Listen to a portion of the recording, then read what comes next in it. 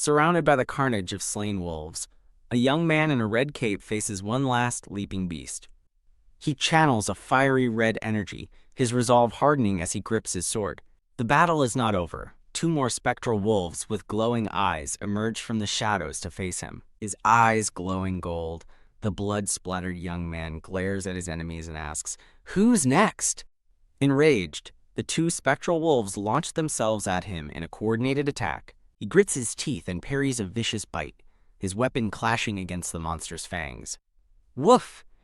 He dodges and counters, swinging his axe in a wide, powerful arc against another wolf. Startled, he recoils as a massive wolf's jaws snap shut inches from his face. A different man, with a crazed smile, enters the fray, effortlessly kicking a giant wolf aside. The young man is overwhelmed, defending himself from attacks from above and below. He is violently thrown back by the force of a powerful blow. With a blood-soaked face and a furious roar, he raises his glowing weapon for a final, decisive strike. As the sun sets on the battlefield, he stands panting over the last fallen wolf and whispers a quiet thanks.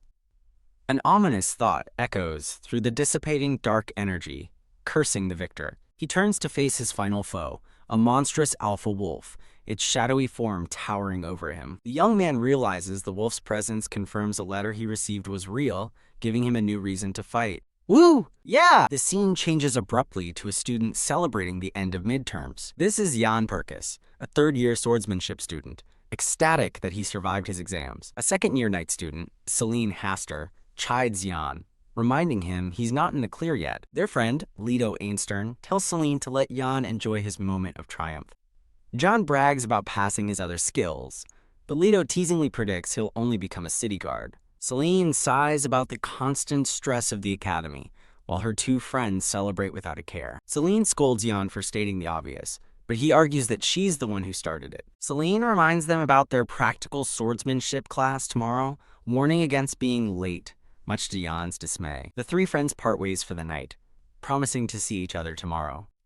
Back in his room, Jan sighs and complains, vowing to never take a morning class again. He crashes into bed, muttering, "Never ever," as he tries to fall asleep. He drifts off, a faint blush on his cheeks as he enters a deep sleep. His dream shifts to a dark, desolate land where he sits beside a sinister, red-eyed crow. His face is once again splattered with blood, his golden eyes burning with fierce intensity. An urgent warning echoes through a fiery blaze. He must be stopped.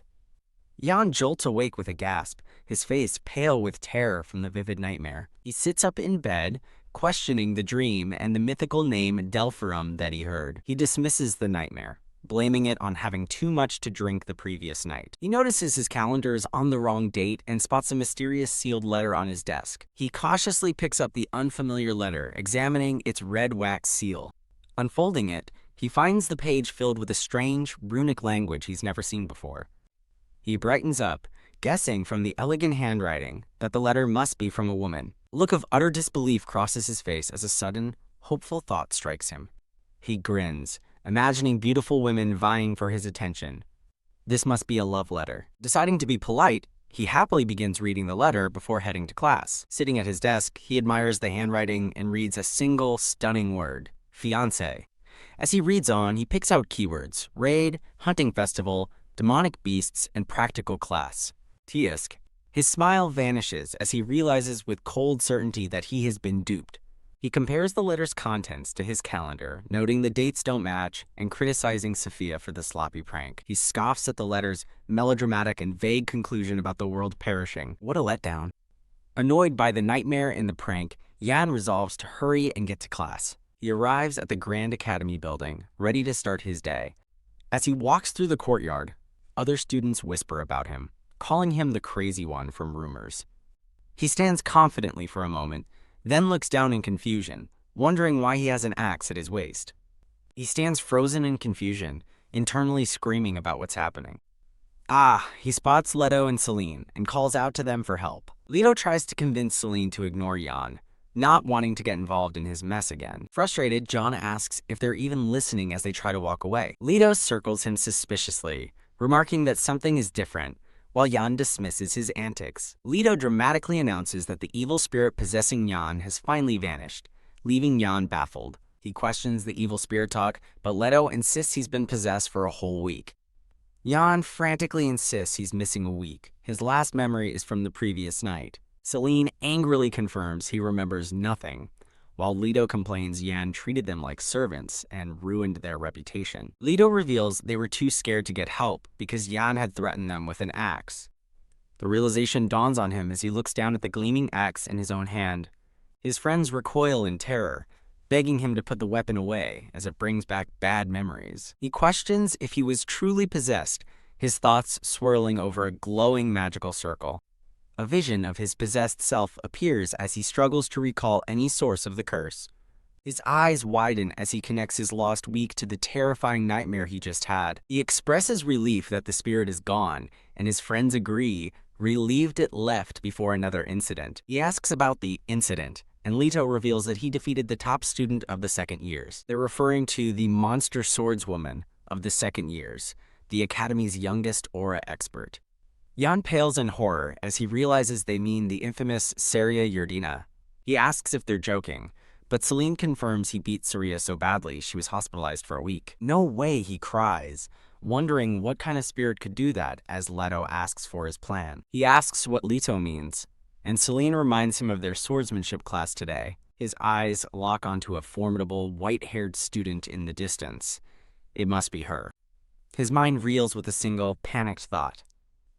I am what? The scene flashes back to his duel, where a defeated Saria glares up at him from the ground.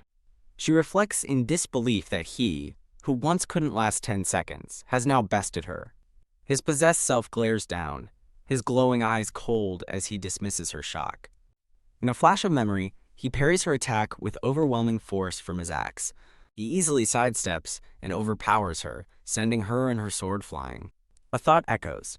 Saria was virtually undefeated, even against the most senior students.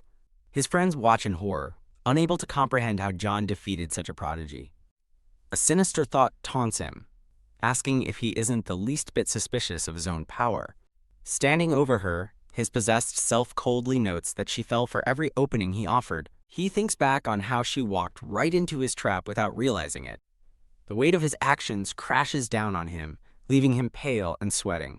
Saria's piercing blue eyes narrow as she laments, facing someone she should have easily beaten. But instead, she's now facing the Academy's unbeatable student. Saria stands firm, her resolve unshaken, as she readies her sword for a rematch. Other students gossip about Saria's persistence, noting she refuses to accept her miserable loss. They mock her bruised pride, while a somber Saria endures their whispers. The duel is set as Jan faces Saria in the arena, the crowd looking on. The professor announces this impromptu duel will substitute for their class and will be graded. Jan internally curses the evil spirit for leaving him to clean up this disastrous mess. Panic sets in as he realizes failing this class means becoming a jobless freeloader. He steels himself, deciding his only goal is to survive for 10 minutes to appease her. But she gives him no time, lunging forward with blinding speed the moment the duel begins. A swift kick sends him flying backward through the air, completely overwhelmed. She presses her advantage, leaping into the air for a devastating downward strike. Thud.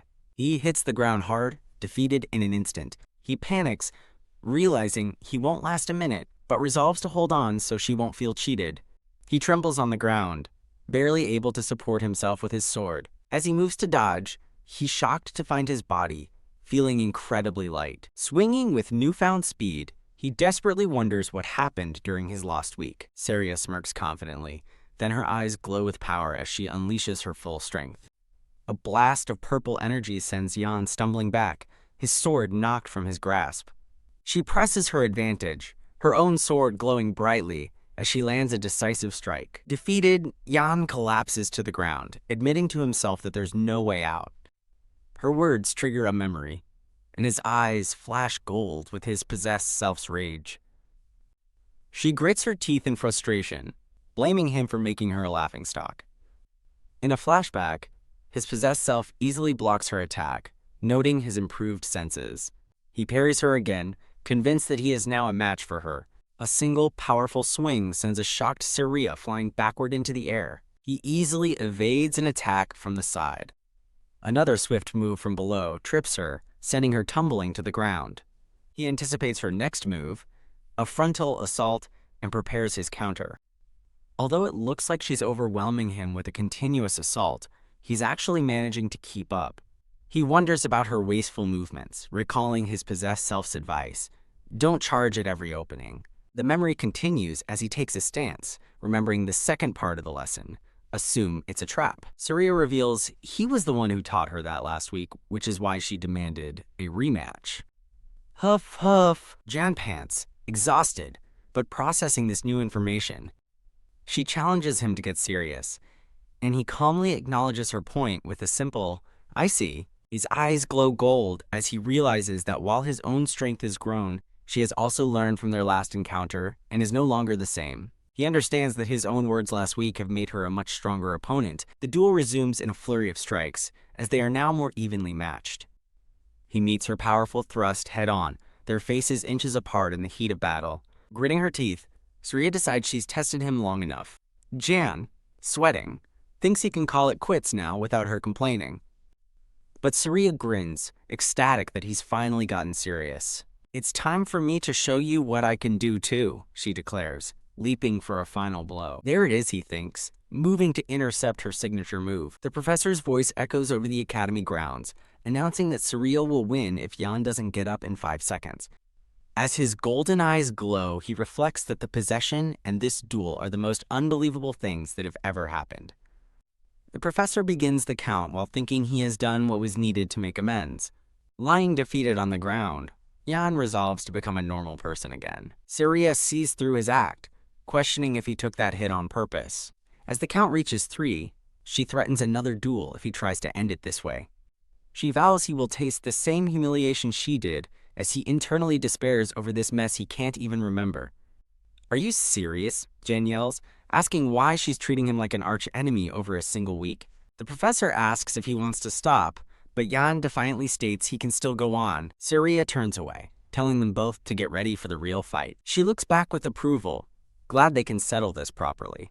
A dark smile spreads across Jan's face. He accepts that he can't run away now. His possessed persona resurfaces, vowing to rip her pride to pieces once again. His golden eyes gleam with dangerous intensity as he readies his sword. Surya meets his gaze with equal ferocity, raising her weapon for the final clash. Jan's eyes narrow, his focus absolute as the true duel is about to begin. Sarah's glowing blue eyes reflect his own, a silent promise of a battle to the bitter end. Surya stares in disbelief, realizing she's been completely outmaneuvered. In a flashback, Jan easily overpowers Surya, whose strength is no match for his. With a cold glare, his possessed self declares victory, having trapped her completely. Huff, huff, Jan pants, accepting that he can no longer escape this confrontation. His possessed persona resurfaces, vowing to utterly shatter her pride once more. As they face off, he realizes that during their last exchange, he could perfectly read her movements. Surya steals her resolve, telling herself to focus completely on the duel. With a confident smirk, Jan challenges her to bring her best. She silently vows to utterly destroy his pride in return. She explodes into motion, launching herself toward him with incredible speed. His focus sharpens as he clearly sees the path her sword will take. She unleashes a powerful flowing combination attack, her blade glowing with energy. His enhanced perception allows him to predict the exact timing of her swings. He easily sidesteps her powerful downward slash, leaving her open. She gasps in shock as he instantly turns the tables, his blade at her throat. Gotcha! His cold voice echoes as he decisively ends the exchange. Her weapon clatters to the ground as she falls to her knees in defeat. His golden eyes flash as he raises his sword, preparing to declare his victory. It's over now, he declares, bringing his sword down as Surya looks on in shock. Surya clutches her head, overwhelmed with frustration by her defeat. Suddenly, a hand grabs his shoulder, startling him out of his battle trance. His real consciousness returns, and he looks down at the defeated Surya, wondering if this is okay. He questions why he's settling a week-old grudge, realizing this won't solve the underlying problem. He has a revelation. This isn't about winning, but about understanding the core issue. With a sudden flick to her forehead, he gets her attention. Ow, she yelps. Leto and Celine watch from the sidelines, utterly bewildered by his strange actions. Stunned, Surya asks why he is so determined to win against her. Because winning is everything, she declares with fierce conviction. Her intensity masks a deep fear. If she loses, she'll become a laughingstock. He gently asks if others' opinions are truly that important. He tells her that a single loss won't change how people see her, leaving her stunned. She reluctantly agrees, but admits that being mocked still hurts. He then asks if it's fair for all her hard work to become meaningless over one loss. Speaking from experience, he says he's lost constantly and advises her not to care about others' selfish words. He concludes that even if others laugh, a single loss changes nothing in the grand scheme. A gentle smile appears on her face as she admits she has learned a great deal. She stands and bows deeply, thanking him for the lesson. The crowd is stunned, with Celine asking if Yan won, another marveling he beat the top second year twice, and a third wondering just who he is. Yan walks away with newfound resolve, deciding to follow his own path regardless of others' opinions. But things don't always go as planned, and as he walks, someone points him out, "Look, it's the rumored Ian Purkis." Students whisper fearfully, calling him a demon and warning each other to stay away. He privately reflects that he didn't win because he's strong, but because Saria wasn't fighting at her full potential. Of course, he acknowledges that his aura detection and mana have grown significantly. Yet he reasons that even with her mistakes, he couldn't have won if his own skills were inferior. Frustrated, he wonders what happened during his lost week. But Celine calls out, "Ian, are you trying to recall that week?" Celine waves cheerfully while Leto complains in the background that he's being ignored. Ian sighs, admitting that he still has no idea why he was possessed in the first place. Celine reassures him that the saintess at the cathedral said he's fine, but Ian points out the strange rumors that now follow him. She dismisses his concerns, arguing the rumors aren't bad and have actually improved his reputation from that of a low-ranking noble. Leto complains about hearing people call Ian a countryside noble, but Ian smugly realizes this still means they found him attractive. Stomp. As Celine stomps on his foot, she says, "Anyway." Celine happily explains that thanks to Ian's reputation, the high-ranking nobles are now too scared to bully them. Leto asks if the rumor he heard is true, but Ian, nursing his foot, says there have been many rumors about him lately. Leto reveals the rumor is about Yerdina following Ian around, which annoys Celine, while Ian tells them to look aside subtly. The three of them turn to look as Ian points, saying, "Over there." In the distance, a figure with white hair is seen peeking from behind a tree. A close-up reveals a blushing Syria in a mask, awkwardly spying on them. The group reacts with shock. Ian wonders if her disguise is a joke, while Celine yells, demanding to know why she's stalking him. Leto asks when she started following him, and an exasperated Ian reveals it's been 5 agonizing days. Celine gives Ian a swift kick, ordering him to go talk to Syria before she explodes. He reluctantly agrees. Panicked, Syria hides behind the tree, telling herself she needs to ask him her question as soon as possible. Ian appears behind a startled Syria, calling her name and asking what she wants to talk about. Shocked, Syria asks how he saw through her disguise, as Ian internally questions her logic. Without her mask, Syria clasps her hands together and bows, sincerely asking for his guidance. She explains that she wants to become stronger, and Ian notes her sudden politeness compared to last week. He internally scoffs, wondering what he could possibly teach someone who is already stronger than him. He decides to stay out of it to preserve his normal life, while Syria waits expectantly. Ian formally declines her request, shocking her and causing a dark aura of frustration to appear around her. She protests, reminding him he won twice, but he dismisses it as her letting her guard down, not his own skill. Grabbing his arm, she refuses to let him go, insisting luck is also a skill, but he pulls away. She begs him to train her, even just until the hunting festival, which catches his attention. He recalls the strange letter from his future self also mentioned the hunting festival, a year marked by numerous accidents. A flashback shows a student named Emma from the alchemy department being attacked by a monster while gathering herbs. The memory ends with the horrific image of her being found disemboweled, leaving Ian deeply unsettled. As Syria begins to plead, Ian cuts her off, saying she's just reminded him of something he needs to do. He tells the surprised Syria to ask Professor Derek for training if she's serious about getting stronger. Ian quickly runs off, yelling goodbye as his friends call after him, asking if he settled things with Syria. While running, he reflects that he doesn't believe what was written in the mysterious letter. However, he cannot ignore that his friend's name was mentioned and resolves to confirm her safety. The scene shifts to a red-haired woman in an alchemist's lab, busily at work. With grim determination, Ian believes that this person will definitely have answers. Meanwhile, Saria practices her sword swings under the supervision of Professor Derek, who tells her she's done enough. The professor assures her she's almost there and should have a well-rounded aura by the hunting festival. Saria thanks him, and he admits with a smile that he never expected her to ask for his help. She brightly says it was Ian's idea, a realization that seems to surprise even herself. A bit flustered, Saria abruptly says she'll be leaving, believing the professor can't teach her anything else. The professor sighs at her typical lack of social skills and dismisses her until the next class.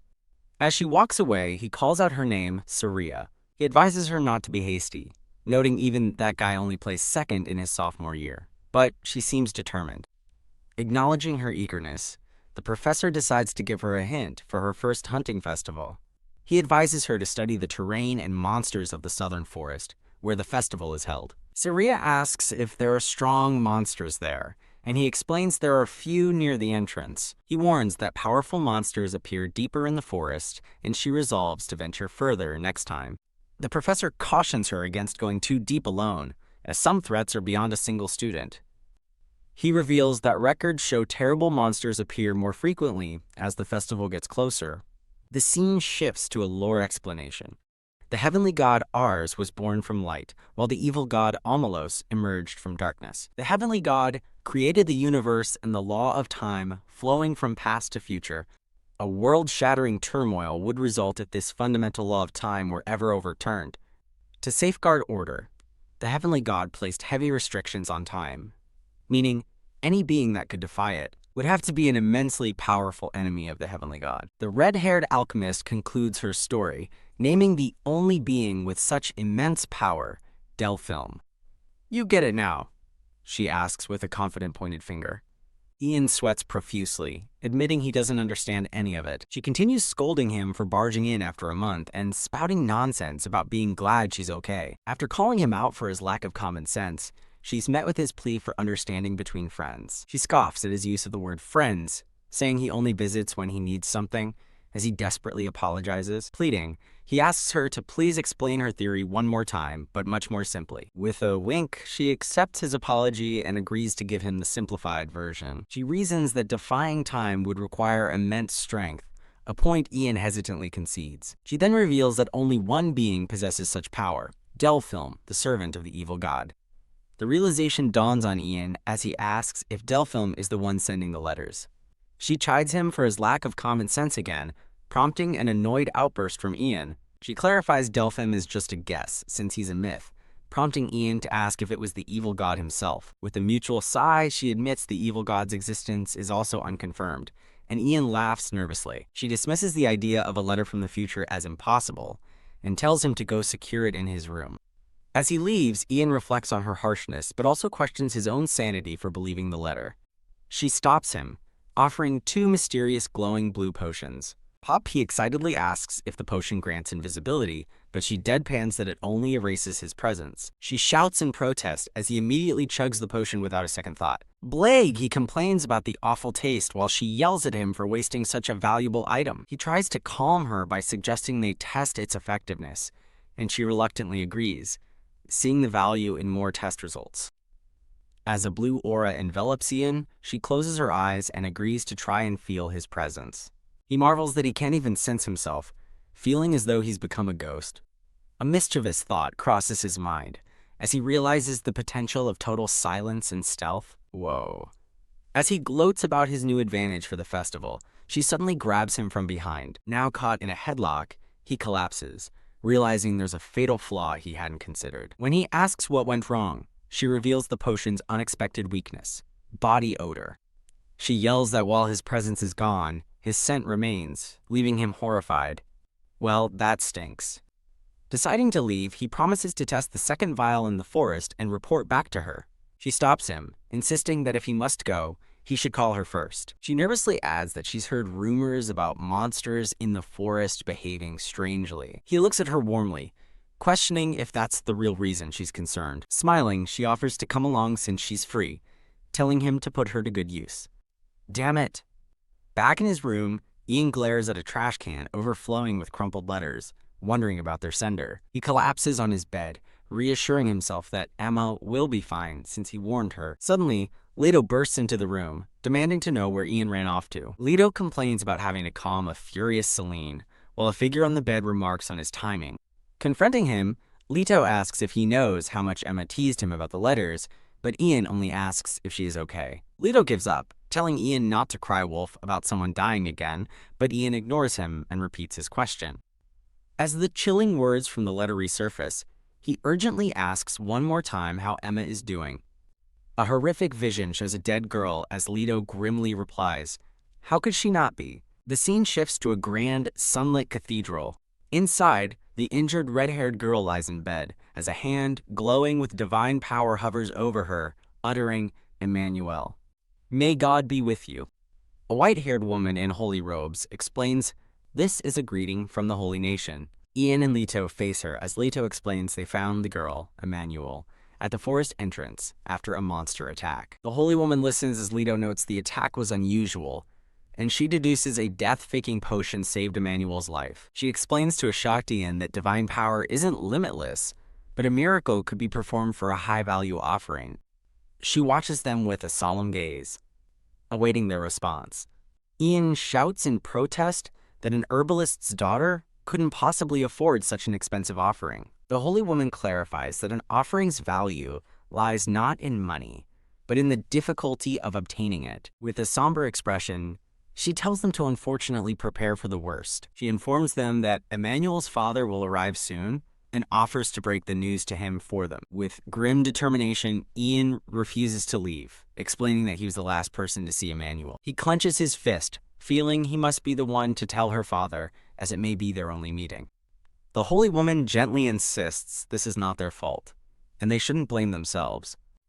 With a kind gesture, she offers a prayer for them to regain their peace of mind. Bathed in a holy light, the priestess stands with serene authority.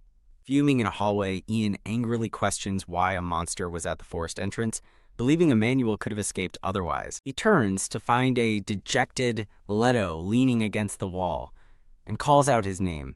"My daughter!" echoes through the hall, causing Ian to flinch in horror. A red-haired man, Emmanuel's father, weeps uncontrollably as Ian watches, stunned.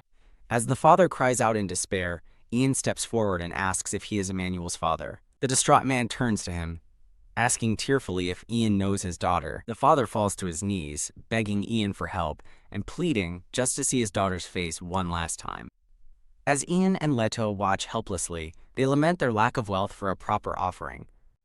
As mere countryside nobles, all they could do was offer comfort and say the priests were doing everything they could. Ian interrupts, presenting the blue potion and explaining that Emmanuel gave it to him yesterday. He offers the glowing vial to the father, saying he should be the one to hold his daughter's final achievement. The father refuses, insisting that the young master should be the one to use it. In exchange, he grabs Ian's arm with a desperate plea. He tearfully begs Ian to promise he will never forget his Emma. Racked with guilt, Ian wonders if there was truly nothing more he could have done. He's crushed by the thought that he could have prevented everything if only he'd taken the letter seriously. He deeply regrets giving Emmanuel only a vague warning before leaving her. His hand trembles as he holds the mysterious letter covered in strange script. Staring at the letter, he questions if it is genuinely from the future. Standing silhouetted against a bright window, Ian makes a decision. He concludes that he must find Sepia, the one who wrote the letter. He stares down at the cryptic message, his resolve hardening. With the letter in hand, his eyes burn with determination. Leto suddenly bursts in, asking in shock if Ian finally has a girlfriend and warning him not to get scammed. As Leto teases him about being interested in a woman, a flustered Ian tells him to stop rambling and that he just needs to find the sender. Ian confirms he couldn't find the name Sepia in the student register. Leto suggests the name is fake and teases him about the player making him anxious, which Ian angrily denies. When Ian insists he just has something to ask her, Leto cheekily asks if she's his girlfriend. Ian seethes with frustration, while Leto quickly apologizes and agrees to stop teasing. Leto changes the subject, pointing out that sepia is the name of a flower. Ian confirms this, adding it's why he's unsure if the name is real or fake.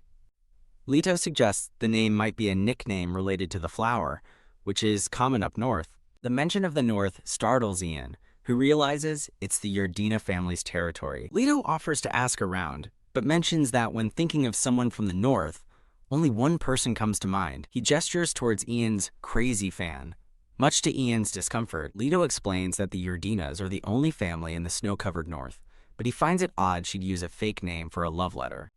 A flustered Syria clutches a letter to her chest in front of a bouquet of flowers.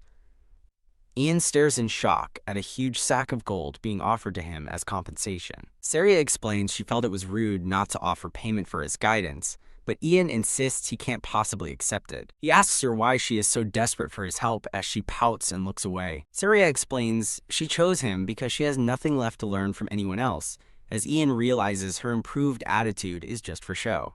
He reflects that there is much to learn from those you cannot defeat. He tries to decline, telling Syria he lacks the ability to teach someone of her caliber. Ian awkwardly encourages her, certain she'll succeed on her own, and mentions the upcoming hunting festival. Her expression instantly sharpens as she latches onto his mention of the hunting festival. His eyes flare with realization as he remembers the letter said Sepia also participated in the festival. Placing a hand on her shoulder, he declares that he must become stronger. He stares intently into her eyes and asks Syria to train with him. A few days later, Ian trains with Syria, determined to find out if she is the mysterious Sepia. As they spar with swords, Ian observes her fighting style. He quickly learns his first lesson about her.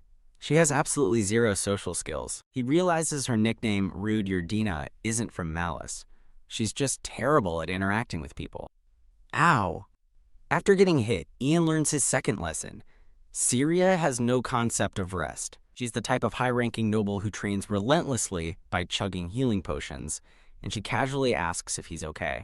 As he recovers, Syria dismisses her own injuries, claiming a single potion will fix them. Ack! She cries out as he touches a bruise on her ankle, and he scolds her that potions aren't a cure-all. He explains that potions don't heal fatigue, which is why pacing is critical, as she listens quietly. Ian asks her about the anxiety she feels, questioning why she called this her last chance. With a sad expression, Syria admits she wants to defeat a graduating fourth year. But that doesn't mean it's the end. While bandaging her ankle, he suggests a match after graduation, but she says her chances will decrease over time. When he asks why, she reveals that going against the head of her family would lead to her immediate exile. Ian looks stunned by her revelation, murmuring his understanding. The rival she must defeat is revealed, Delphine Yardina, the top fourth-year swordsmanship student. Syria explains that Delphine is her half-sister, who will become the family head upon graduation. She questions Ian's earlier comment about her still having a chance after her sister graduates. Her expression hardens with grim determination. Her eyes glow as she realizes her only opportunity to win is within the academy. A flashback shows a defeated Syria on the ground, calling a rule change in a duel unfair. A victorious but shadowed Delphine praises her for fighting alone, but says using allies is also a skill. Delphine looks down on her with disdain. Lying on the cold ground, Syria recalls bitterly that everyone in her family is on her sister's side. Back in the present, Syria's gaze is steady and resolved. Having finished tending to her injury, Ian tells her she's good to go. He imagines a smiling, blue-haired Syria, wondering what it would be like if she were his ally. Whoa. The scene shifts dramatically to the start of the hunting festival. Ian stands ready with his sword before a massive assembly of students. As a major academy event, the festival features powerful students displaying their skills. Ian grips his sword, his face shadowed as it pulses with red energy. He looks out over the southern forest, where magical beasts are preserved specifically for this event. He contemplates the two figures tied to the festival, Syria, who must participate, and Sepia, who is fated to grow close to him here. He admits to himself that, while he doesn't know how it connects to him, the mystery has been nagging at him. Suddenly, Celine runs up, waving cheerfully and calling for Ian to go with her. Huff huff, she pants from exhaustion as Ian asks why she's in such a hurry. Pointing an accusing finger, she calls him an idiot, leaving him utterly baffled. She argues that no one would train with someone they just beat up, but Ian calmly states it was just a match, and they reconciled. Celine reacts with disbelief, but Ian clarifies Syria just had a question and is no longer following him. HMPH. She glares at him, angrily asking why he's defending Syria so much. A flustered Ian clutches his blushing face, caught completely off guard. He gently places his hand on her head, seemingly to calm her down. He asks if she changed her perfume, causing a blushing Celine to stammer that it's not perfume. A flustered Celine stammers, her face bright red. Heian mentally celebrates his successful subject change as Celine timidly suggests the scent might be her new facial cleanser. As they walk, Celine asks what the practical exercises will be, and Ian guesses they'll be exploring the forest. Celine hopes they avoid any magical beasts, but Ian grimly thinks that while it's normally safe, things are different now. He recalls the letter's warning of a beast attack, knowing that while casualties can be prevented with a proper response, there's also a high chance that many people could die if they're unprepared. Surrounded by a menacing red aura, Ian stands resolute, the weight of his secret knowledge pressing down on him. He reflects on the grim reality that he's the only one who knows about the letter's warnings. A professor with purple-gray hair gathers the students, ready to deliver important instructions before the exercise begins. The professor gravely reminds them of the student who was recently attacked by a magical beast at the forest entrance. He warns that since the beasts came so close, the students must be careful, as they might encounter them as well. The professor draws his sword, cautioning them that the dense trees will make swinging a weapon difficult. He demonstrates a powerful swing, telling them to always be aware of their surroundings when moving or fighting. Ian listens intently, realizing the beast's familiarity with the terrain gives them a significant advantage. His hand tightens on his sword, which pulses with red energy as he contemplates the coming threat. The professor states that sword experts capable of materializing their aura have a distinct advantage in this environment. He channels a massive amount of red energy, his sword glowing with immense power. He shouts that even if their sword's trajectory is blocked by obstacles, he unleashes a devastating slash that carves through the forest. With each swing, he declares, an aura-infused blade will cut down everything in its path. The professor stands before the students, having demonstrated the power of an expert swordsman. However, he clarifies that even the best swordsman cannot completely ignore the environment. Pointing his glowing blade at a tree, he explains that using the terrain can determine whether you win or lose. He stresses the importance of maintaining distance as a swordsman. The professor concludes his briefing by forbidding students from entering the middle of the forest and telling them to prioritize escape and reporting danger. Ian realizes that if a group of magical beasts appears as the letter predicted, simply trying to gather everyone would make him look crazy without any proof. Menacing, wolf-like shadow crackling with purple energy materializes in his thoughts. He concludes that his only option is to find the beasts and inform the professor, deciding he must team up with someone. An enthusiastic Celine suddenly appears, asking Ian to be her partner, but he seems hesitant. Suddenly, Saria grabs Ian's arm from behind with a determined look. Ian turns to find a flustered Saria holding onto him. Left behind, a shocked Celine is comically frozen solid. Well, that's cold. Now walking with Saria, Ian notes that they are still within the professor's designated safe zone. Ian asks Saria if she finds it weird, and she confirms the unnerving absence of any magical beasts. He knows someone as skilled as Saria wouldn't miss their presence, making the silence all the more ominous. When Ian suggests a break, Saria refuses to lower her guard, and he agrees to remain vigilant. The sun sets over the forest, casting long shadows. As dusk settles, Ian and Saria stand together in a quiet clearing. A shy Saria fidgets nervously under the setting sun. Ian finally confronts her, asking why she wanted to team up with him specifically. Leaning against a tree, Ian asks if she truly considers him her only friend, to which she bashfully agrees. Saria then shyly asks if she should offer something in return for his friendship, leaving Ian confused. When she offers him gold, Ian firmly rejects it, explaining that friendship isn't a transaction. He describes friendship as simply spending time together and sharing things you can't tell anyone else. Taking the opportunity, Ian asks if, as friends, he can ask her a rude question, and Saria agrees. His expression turns serious, his eyes sharp with intent. Saria correctly guesses his motive, asking if they ventured deep into the forest because his friend was attacked there. She asks directly if he is here to take revenge on the magical beasts. Ian admits he doesn't know why he's there, clenching his fist in turmoil as Saria presses for an answer. Ian yells that he doesn't know, tormented by a shattered memory of being taunted by other students. A flashback shows a younger, bloodied Ian lying defeated on the ground. Back in the present, Ian clarifies this isn't for revenge, he's here to search for magical beasts. Saria looks confused, asking if putting oneself in danger for another is what friendship means. Ian admits he doesn't know, suggesting it just happens naturally, then asks what she'd do if he were attacked. With fiery resolve, Saria declares she would definitely want to take the beast down. She has a sudden realization, wondering if that is the true meaning of friendship.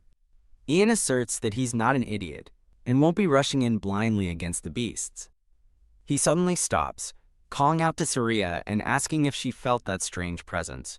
He quiets a confused Saria, telling her to shush and focus on her senses. Saria admits with concern that she isn't sensing anything in particular. Her eyes widen in sudden alarm, telling him to hold on as she finally senses the danger. They both watch in shock as purple motes of energy begin to materialize all around them in the forest.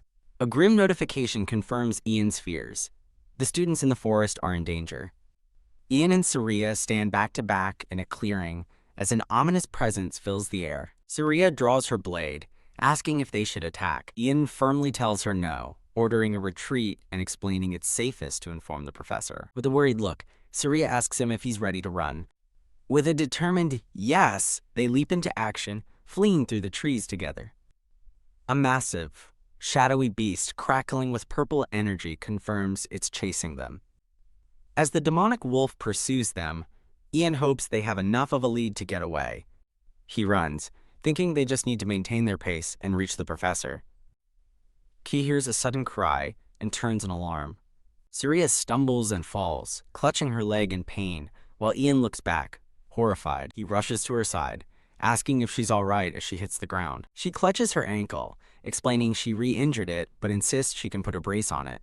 Ian looks on in despair, admitting he never expected this to happen. He glances back, realizing with dread that their pursuers are closing in fast. Saria looks down in defeat, knowing that at this rate they'll be caught. Ian makes a hard decision, telling Saria to go on ahead without him. She looks up in shock, protesting that her injury is her own fault. He turns his back to her, gently reminding her not to say such things to friends. He runs off, leaving a stunned Saria kneeling in the grass. The forest suddenly becomes eerily silent. Ian realizes the normal animals must have sensed the predators and hidden. He decides there's no need to face the beasts head-on. Instead, he resolves to ambush them right here. Gulp. He pulls out a glowing blue potion from Emma, declaring it's time to use the drug. He winces at the disgusting taste as a blue aura surrounds him. Clenching his fist, he feels confident the drug will let him reach the beasts before they sense him. Knowing the drug doesn't hide his scent, he crushes a leaf and rubs it on himself as camouflage. He plans to hide out of sight after one final preparation. Leaping into a tree, he believes his ambush is perfectly set. The beasts won't be able to find him. He waits silently on a high branch, concealed by the leaves. His eyes glowing, he grimly challenges the beasts to come at him. He remains perched in the large tree, patiently waiting for his prey. A massive wolf with glowing purple eyes emerges into the clearing, and Ian thinks, here it comes. He observes the beast from above, noting its ashen fur, black eyes, huge fangs, and powerful magic energy. He confirms its identity with grim certainty. It's definitely the demon beast. He deduces that the beast stopped, because the scent it was following suddenly vanished at this tree. With a battle cry, Ian leaps down from the tree to ambush the beast. His sword crackles with red energy as he brings it down with all his might. The blade clashes with the beast's head, but Ian realizes his aura isn't dense enough to pierce its hide. Gritting his teeth, he decides to put his full body weight into the strike. He drives the blade through the demon beast's skull, shattering its dark magic. Standing over the fallen wolf, Ian grimly notes how difficult it was to kill just one. He stares into the forest, questioning how many more he can possibly defeat. Shaking off his despair, he remembers that Saria's life depends on him stopping every single beast. With renewed resolve, he vows to hunt down and kill every last one of them. Ian peers through the twilight woods, searching for his next target. He deduces the wolf-like beasts must travel in packs and senses many more nearby, even if he only sees one. He realizes they're currently scattered and actively searching for his location. From his vantage point, he counts at least 5 demon beasts prowling the area. Deciding he must strike before it can alert the others, he lunges toward the nearest wolf. He swiftly attacks another beast, his blade clashing with its shadowy form. He grits his teeth, telling himself to endure the painful struggle. He fights silently, knowing that making any noise will cause the rest of the pack to swarm him. As dusk settles, Ian stands victorious over the corpse of another slain beast. Looking at a bloody axe he's now holding, he acknowledges how useful the weapon is. He reflects that being possessed by the evil spirit has made his senses much sharper. His reaction time has also noticeably improved, just as it did during his fight with Celine. He concludes that despite the danger, the evil spirit has ultimately done him some good. Feeling a surge of power, he believes he can take on any number of them in his current state. Elsewhere, a sword clatters to the ground as a voice screams in frustration. A furious Celine rages about Ian teaming up with Saria, leaving her companions baffled by her outburst. She fumes, convinced Ian and Saria are on a date, and desperately calls out for Professor Derek. A man with light brown hair, Professor Derek, rushes to an injured Saria's side, asking what happened. Saria urgently explains that they're surrounded by a large number of demon beasts. She tearfully tells him that Senior Ian stayed behind to protect her after she was injured. Professor Derek tells her he understands and orders her to stay put while he handles it. With fierce determination, Professor Derek promises he will save Ian. He falls to his knees, overwhelmed by an unseen force or presence. A different female student, with long white hair, senses the attack, asking what's happening and if they should get their weapons. The same student now lies unconscious on the forest floor. A lone shadow wolf howls over a pile of its fallen comrades. His eyes glowing intensely, Ian emerges from the darkness, ready for more. He violently stabs another demon beast, its blood spraying into the air. With a final strenuous push, he drives his sword through the creature. Awoo! A distant howl echoes through the forest as an exhausted Ian curses under his breath. Grrr! Two more demon wolves emerge from the shadows, their eyes glowing menacingly. Ian stands on a fallen log, surrounded as the wolves close in on him. Bloodied but not broken, he stands his ground with his sword at the ready, his eyes glowing with defiance. He challenges the wolves to come at him. He narrowly dodges a pouncing beast, noting their supernatural speed. He grimly accepts that dealing with more than one at a time will be incredibly difficult. Gripping his axe, he musters his courage, believing he can overcome this threat. A silhouette of Ian stands atop a mound of slain wolves, victorious but not finished. Surrounded by a blue aura, he glares into the darkness, calling out for any remaining enemies. Holding his blood-soaked axe, he thinks he's finally taken care of all the magical beasts. But his moment of relief is cut short as his blood-splattered face turns grim, sensing one more powerful presence. He confronts the final presence, wondering why this one isn't getting any closer. He looks down into a shattered pit, suspecting the beast has set a trap. Ian acknowledges the beast's cleverness, but sees no need to engage it in a fight. He suddenly stops, recognizing a familiar scent in the air. His expression twists in horrified realization. He takes a step, declaring he could never forget this particular smell. He stands ready for battle amidst the carnage, weapons in hand. He realizes the familiar scent is the potion from Emma's workshop. The implications of the discovery hit him with a jolt. The demon wolf snarls, and Ian realizes with dawning horror that it was the one who attacked Emma. He's certain the tattered scrap in its jaws is a piece of Emma's robe. Filled with a burning rage, he points his glowing axe at the beast. He glares with pure hatred, cursing the creature that hurt his friend. The demon wolf lunges, its dark energy swirling as it attacks. He understands the beast wants to tear him apart, just as he did to its pack. But with a defiant grin, he resolves not to let the fight go the beast's way. Gripping his sword, he realizes this is a high-ranking magical beast, far more cunning than the others. Acknowledging the lethal danger, he decides he must test its capabilities first. Their first clash sends shockwaves through the dark forest. The sheer force of the blow sends Ian flying backward. He tumbles violently through the air, unable to control his fall. Skidding to a stop, he curses, realizing the beast is far too fast. He laments that while he could see the attack, his body couldn't react in time. The beast roars, poised to strike again and finish him off. Ian meets its charge, bringing his axe down with furious determination. Gritting his teeth, he puts all his strength into the blow. His axe embeds in its skull, but he's stunned by how tough the creature is. He parries another savage attack, the clash of steel and magic illuminating the woods.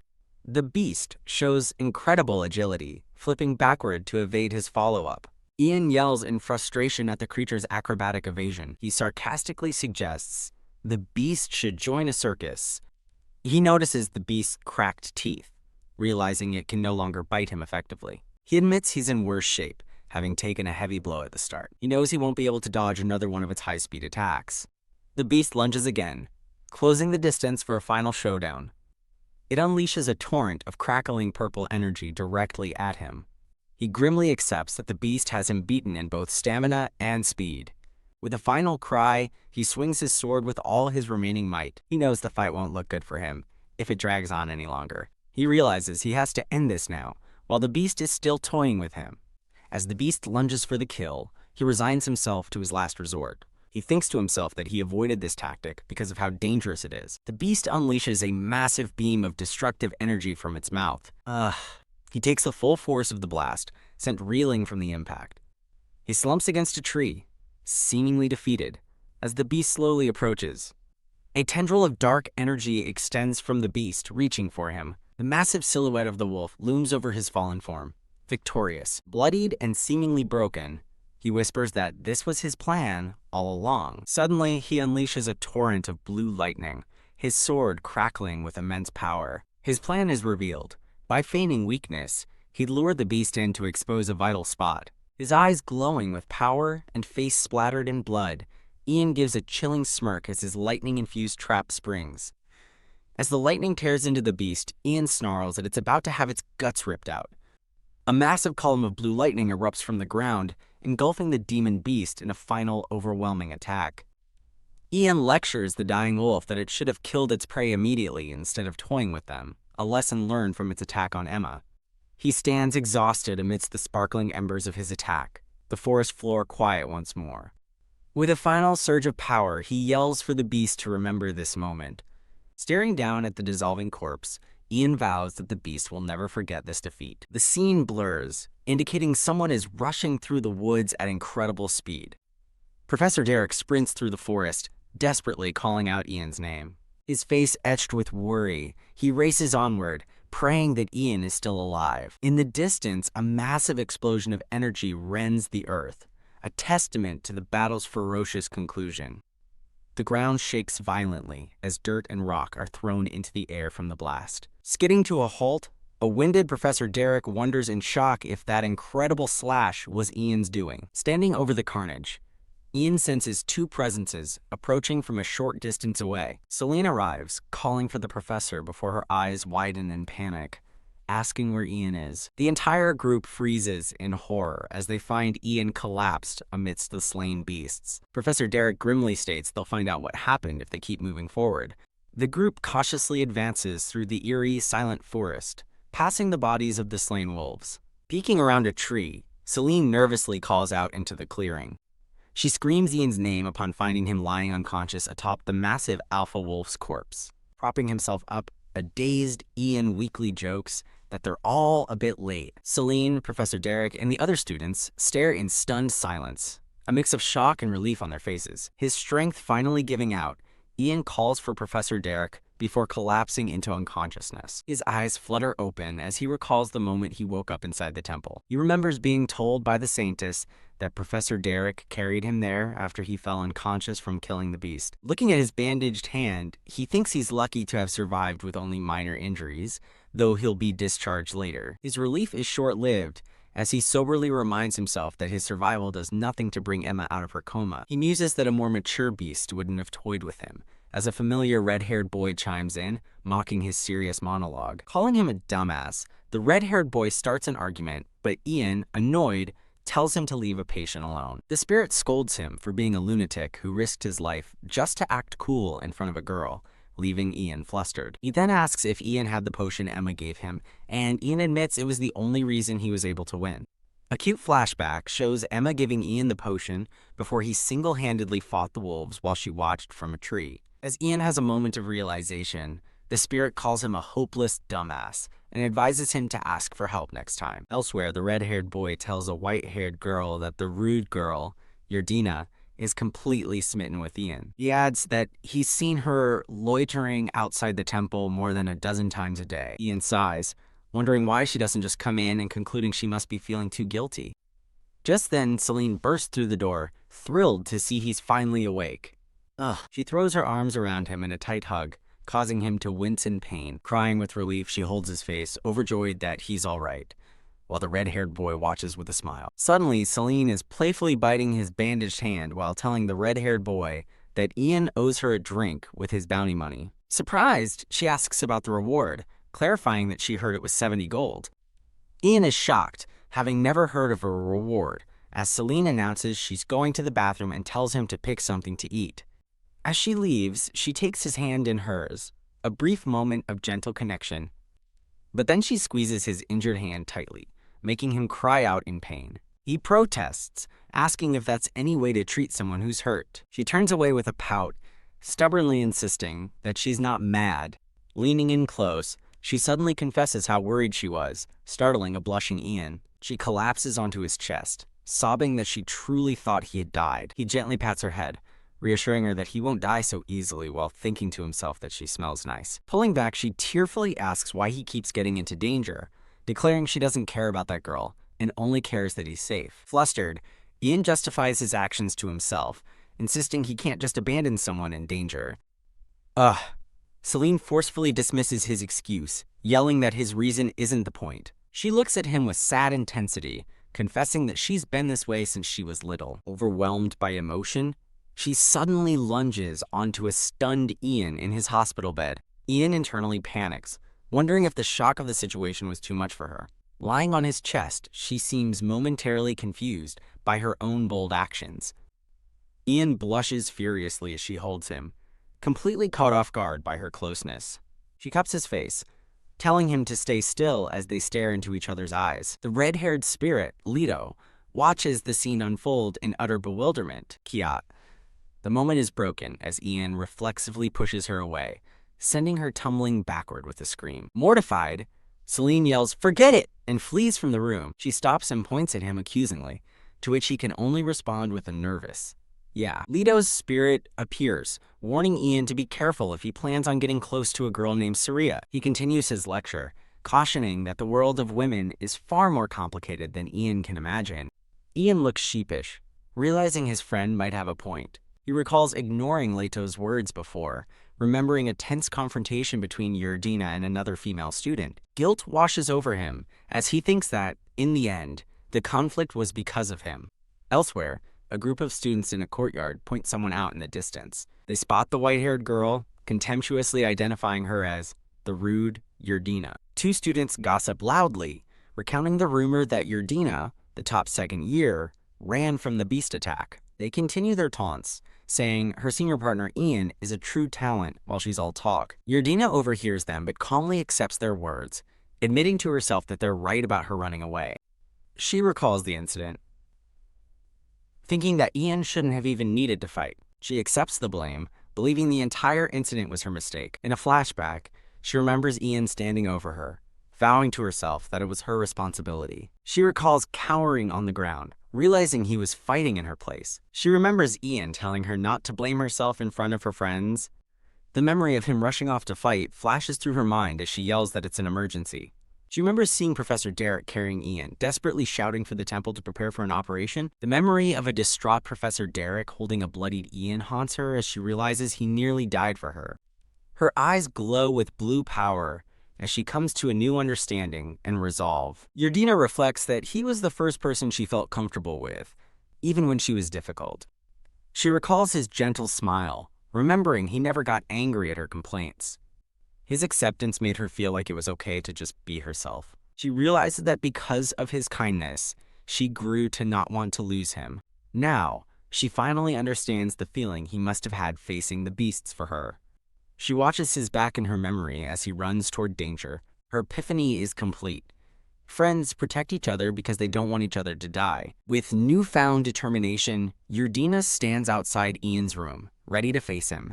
She peeks around the screen and finds Ian sitting in bed, calmly reading a book. He sees her and gives a warm smile, holding out a hand in welcome. Completely flustered, Yerdina stumbles forward, awkwardly asking if he's been well. Hiding behind the screen, she hears him say he's fine, and she expresses her relief. Ian jokes about a study book Leto gave him, and teasingly notes that she hasn't changed. Yerdina is taken aback, stunned by his casual and kind demeanor. Ian correctly guesses she's worried about what happened and reassures her that he isn't mad at all.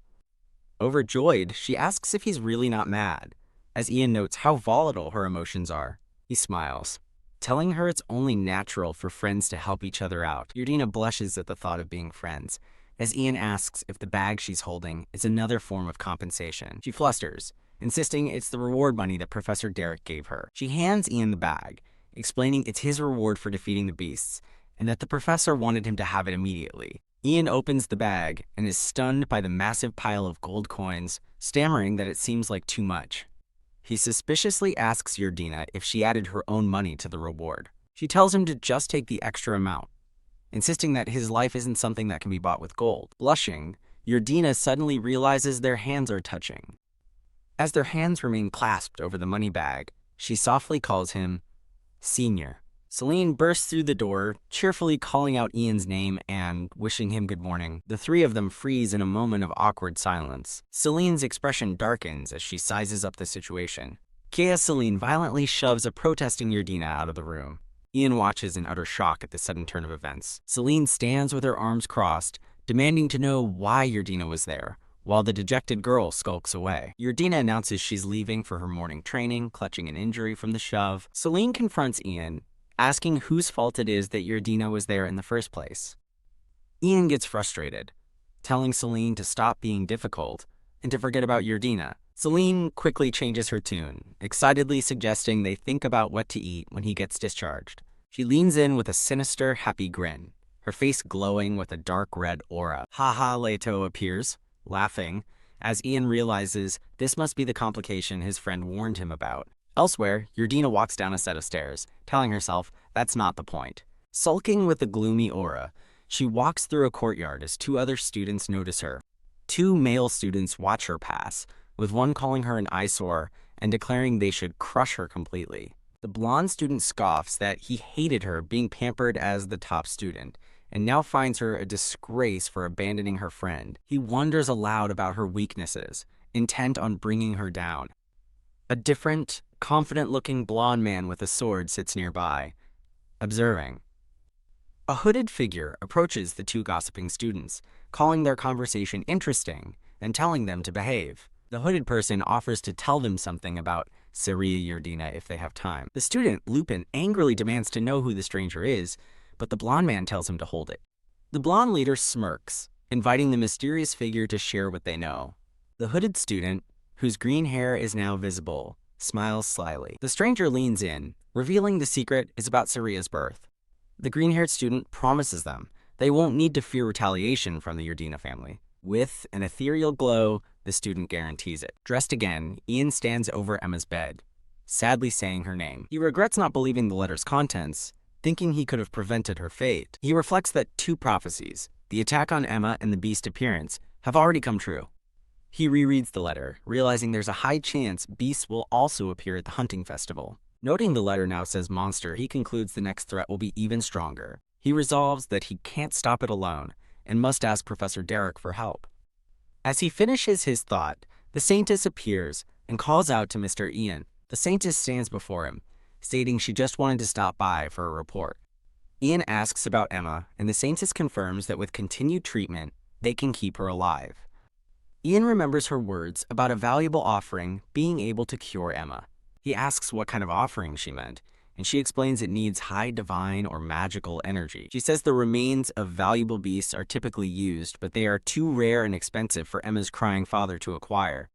Ian thinks of the high-ranking magical beast he defeated, wondering if it would suffice. He recalls that the beast was worth around 70 gold. The Saintess regretfully informs him that, unfortunately, it won't be enough. She suggests that an adult of that magical beast species might be powerful enough, leaving Ian to absorb the information. Ian thanks the Saintess for her explanation and politely excuses himself. The Saintess stands by Emma's bed, suggesting they wait together for a miracle to happen. As Ian walks away, he wonders if the monster from the letter might be a powerful enough offering to save Emma. He recalls the prophecy, realizing he must find a beast stronger than the one he already defeated. Ian bursts into an office, announcing his intrusion to the professor. Professor Derek, looking recovered, notes that Ian seems better and asks what's the matter. Ian urgently asks the professor to deal with the potential threat of more monsters. Professor Derek finds the request difficult to address. Ian argues that since beasts appeared unexpectedly before, there's no guarantee stronger ones won't show up again. Professor Derek dismisses his concern, stating the chance of that happening in the southern forest is extremely small. A narration explains that magical beasts can appear wherever unrefined magical energy is highly concentrated. A vortex of purple energy swirls, illustrating the creation of magical beasts. A powerful beast forms. As the narration notes, the Empire carefully manages populated areas to prevent such spawns. Professor Derek asks Ian why the southern forest was left alone, and Ian guesses it's for the hunting festival. An image shows students fighting beasts, representing the annual festival. Ian presses further, asking what would happen if a strong beast survived the last culling. The professor insists it's impossible, as strong beasts have a powerful presence and couldn't hide. He concedes that if one did survive, it must have a special ability, as Ian clenches his fist in worry. Professor Derek reminds him that the festival's entire purpose is to hunt the strongest beasts. Ian stares back as the professor tells him he's missing the point. Realizing the professor won't be swayed, Ian simply acknowledges his words. He resigns himself to the fact that the Academy won't act preemptively. Ian resolves that he has no choice but to handle the impending threat on his own.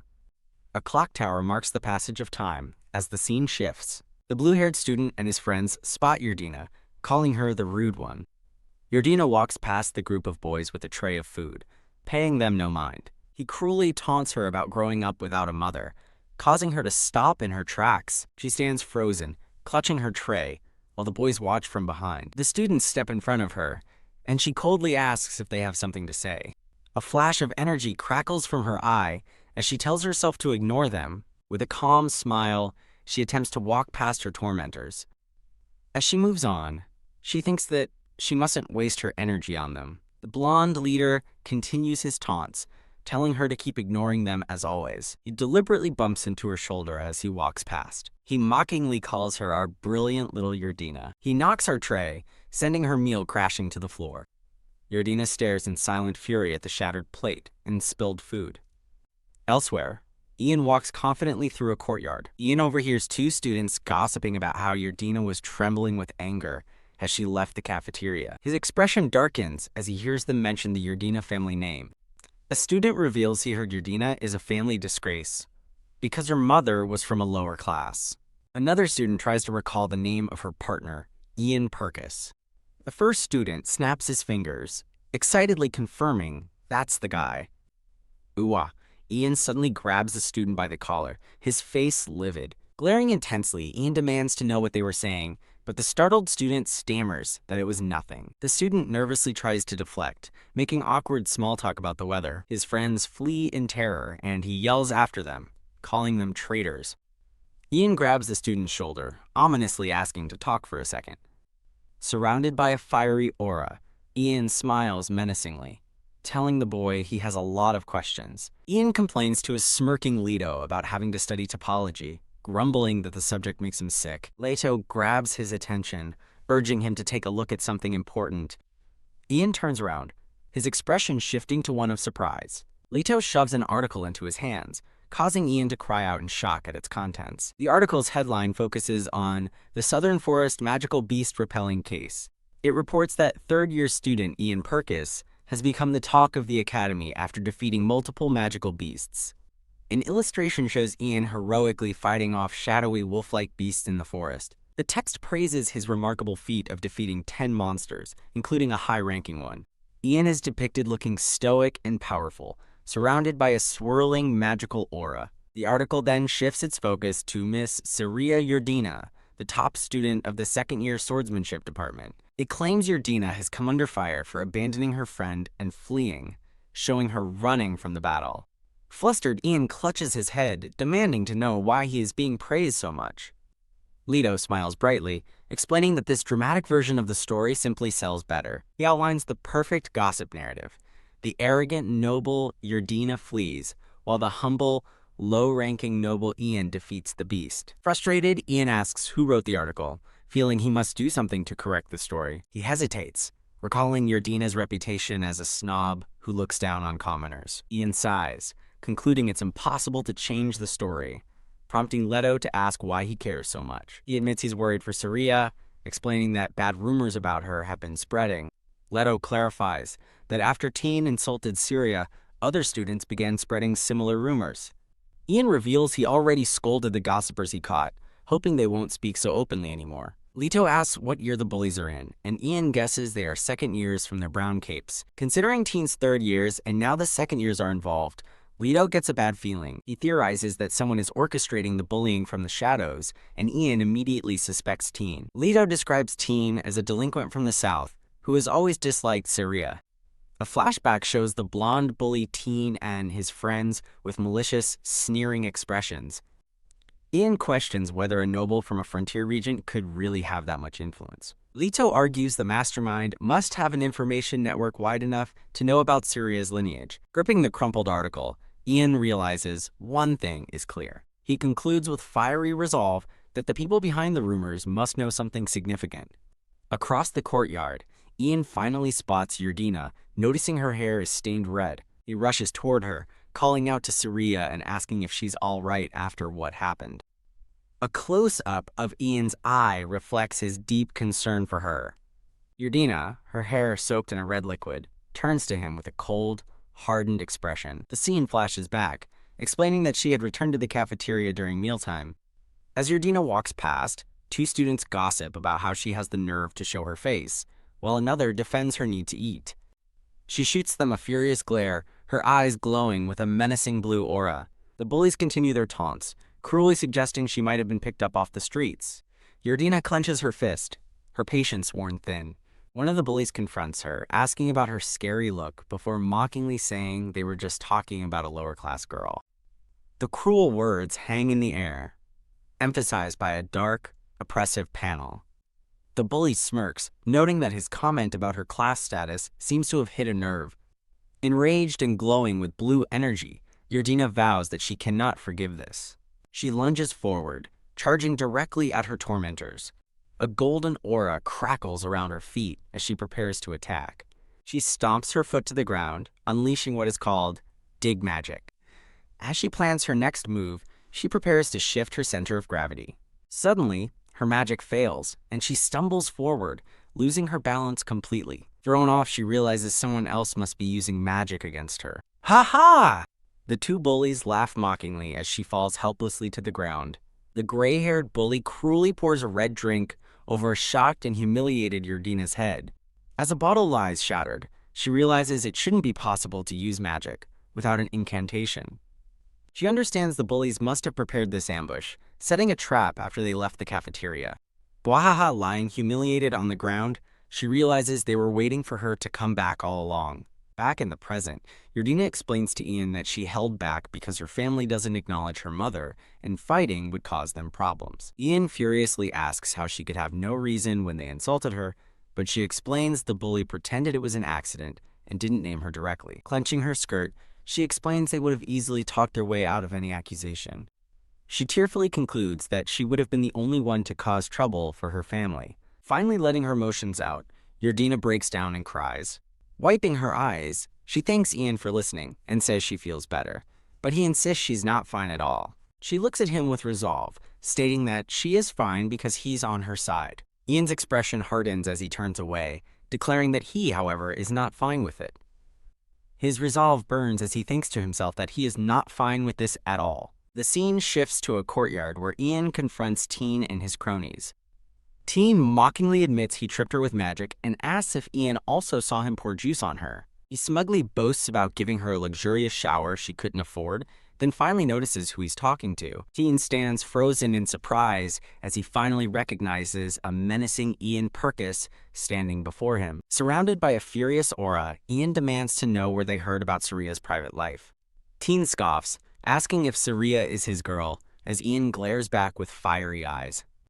The gray-haired bully smugly asks why they should have to tell him anything. He reveals that it's their main source of information, just as Ian clenches his fist, erupting with power. Ian instantly punches the gray-haired bully, knocking him to the ground. The bully screams in outrage, calling Ian a low-ranking noble who has lost his mind. Ian dodges a retaliatory punch with a smirk. He spins and delivers a powerful kick, sending another bully flying. The blue-haired student charges forward, calling Ian a crazy bastard. Ian raises his training sword, ready to effortlessly dispatch another attacker.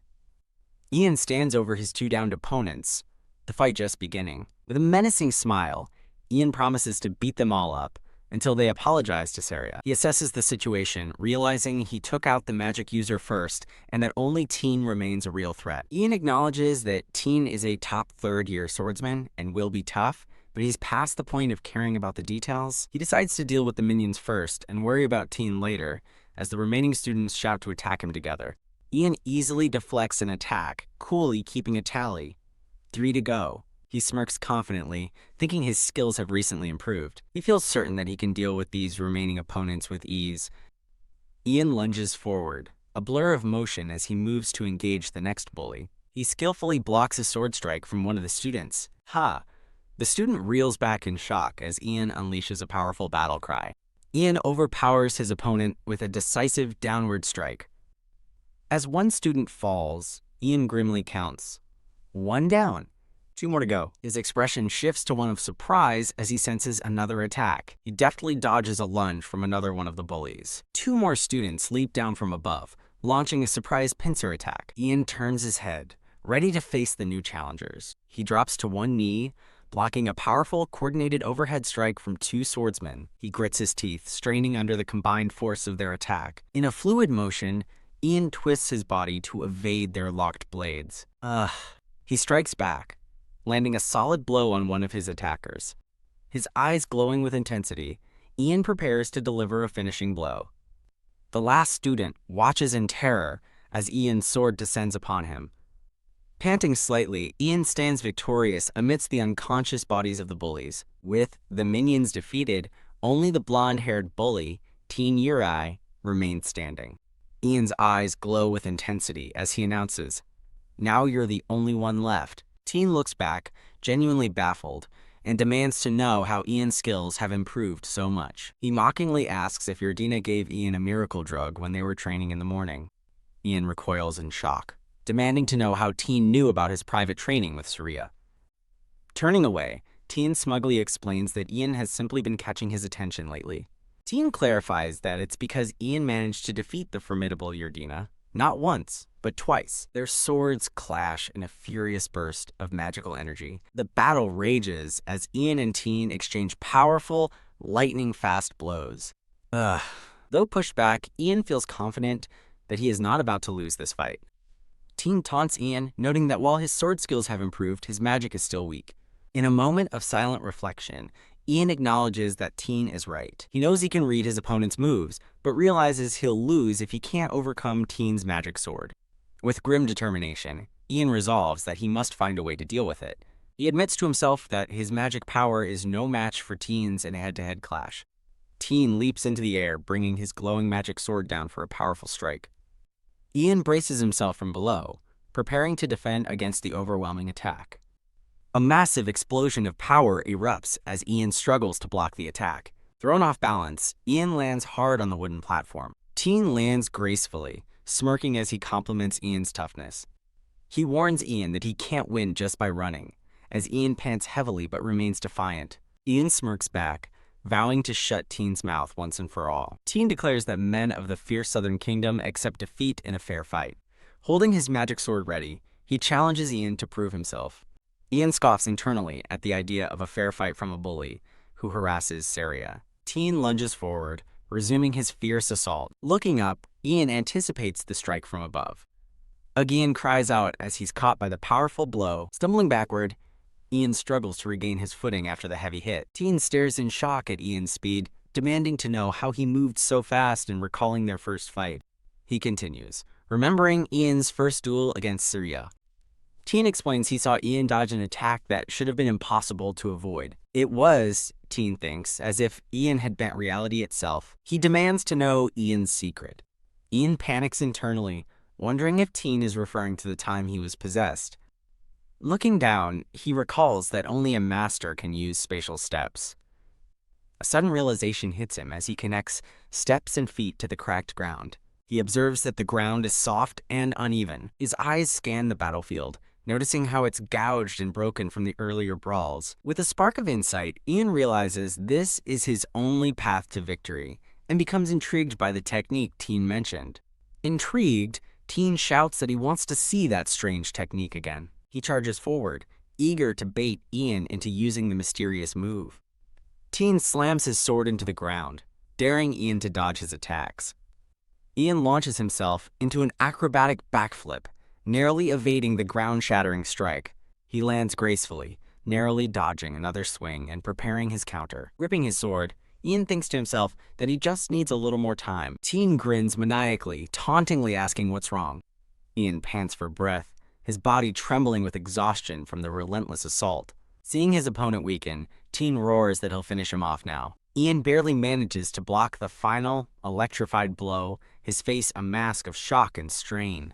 His eyes burning with power, Ian grits his teeth and refuses to be overwhelmed. Roaring with defiance, Ian unleashes a surge of red energy, pushing back against Teen's strike. Sliding backward, Teen thinks in disbelief that Ian withstood his attack, calling him a monster. Smirking with surprise, Teen regains his footing, impressed by Ian's unexpected power. Teen decides to change his approach, thinking, in that case, ooh-ah. In a sudden reversal, Ian grabs Teen by the collar and flips him onto the ground. Ian chokes a struggling Teen, who demands to be released. Gripping a training axe, Ian coldly tells him to stop his rambling. With a furious cry, Ian raises his weapon and tells Teen to shut up. Teen's eyes widen in absolute shock as he cries out, "Wah!" With a furious yell, Ian swings his training axe downward. Crash! The weapon smashes squarely into Teen's face. As he is knocked back, Teen can only think, "You dirty bastard." Ian glares down, disgusted by cowards who talk about others behind their backs. He grips his weapon, thinking that scum like Teen deserve what's coming. Ian's rage solidifies into a promise to beat him to a pulp. Dragging an unconscious Teen, Ian drops his sword and sighs. Finally, some peace and quiet. The gray-haired bully gets up, furiously shouting at Ian for daring to attack him. The bully raises his own training axe, offering to spare Ian if he bows down. Ian suddenly appears behind the terrified bully and calls out to him. Ian glares menacingly, asking if the bully also wants to be smashed to a pulp. Grabbing the terrified bully, Ian demands to know where he got the information about Saria. The bully panics, first claiming ignorance before blurting out that a green-haired girl told them everything. Ian considers the new information, realizing the bully doesn't even know who the girl is. The bully desperately insists he only heard about Saria's mother from her and knows nothing more. He swears it's all he knows, while Ian silently absorbs the confession. The terrified bully trembles under Ian's cold, silent stare. Ian decides it's useless to expect any more information from these cowards. Leaning in close, Ian warns the bully to carve his words into his skull. There won't be a next time. His work done, Ian walks away from the defeated bullies, thinking Saria should be safe for a while. He muses that they won't dare try anything again now that a crazy person is watching them. But he clenches his fist, remembering the true source of the rumors about Saria's past. Surrounded by a dark aura, he swears he will find them. His eyes glowing with vengeful energy, Ian vows to find the real culprits and crush them. The scene shifts to Saria, who watches students sparring and notices that Ian isn't there. A thought bubble reveals her growing concern. Did something happen to Senior Ian? Saria looks on with a worried expression, unable to find him. She realizes with dread that he might have gone to avenge her yesterday.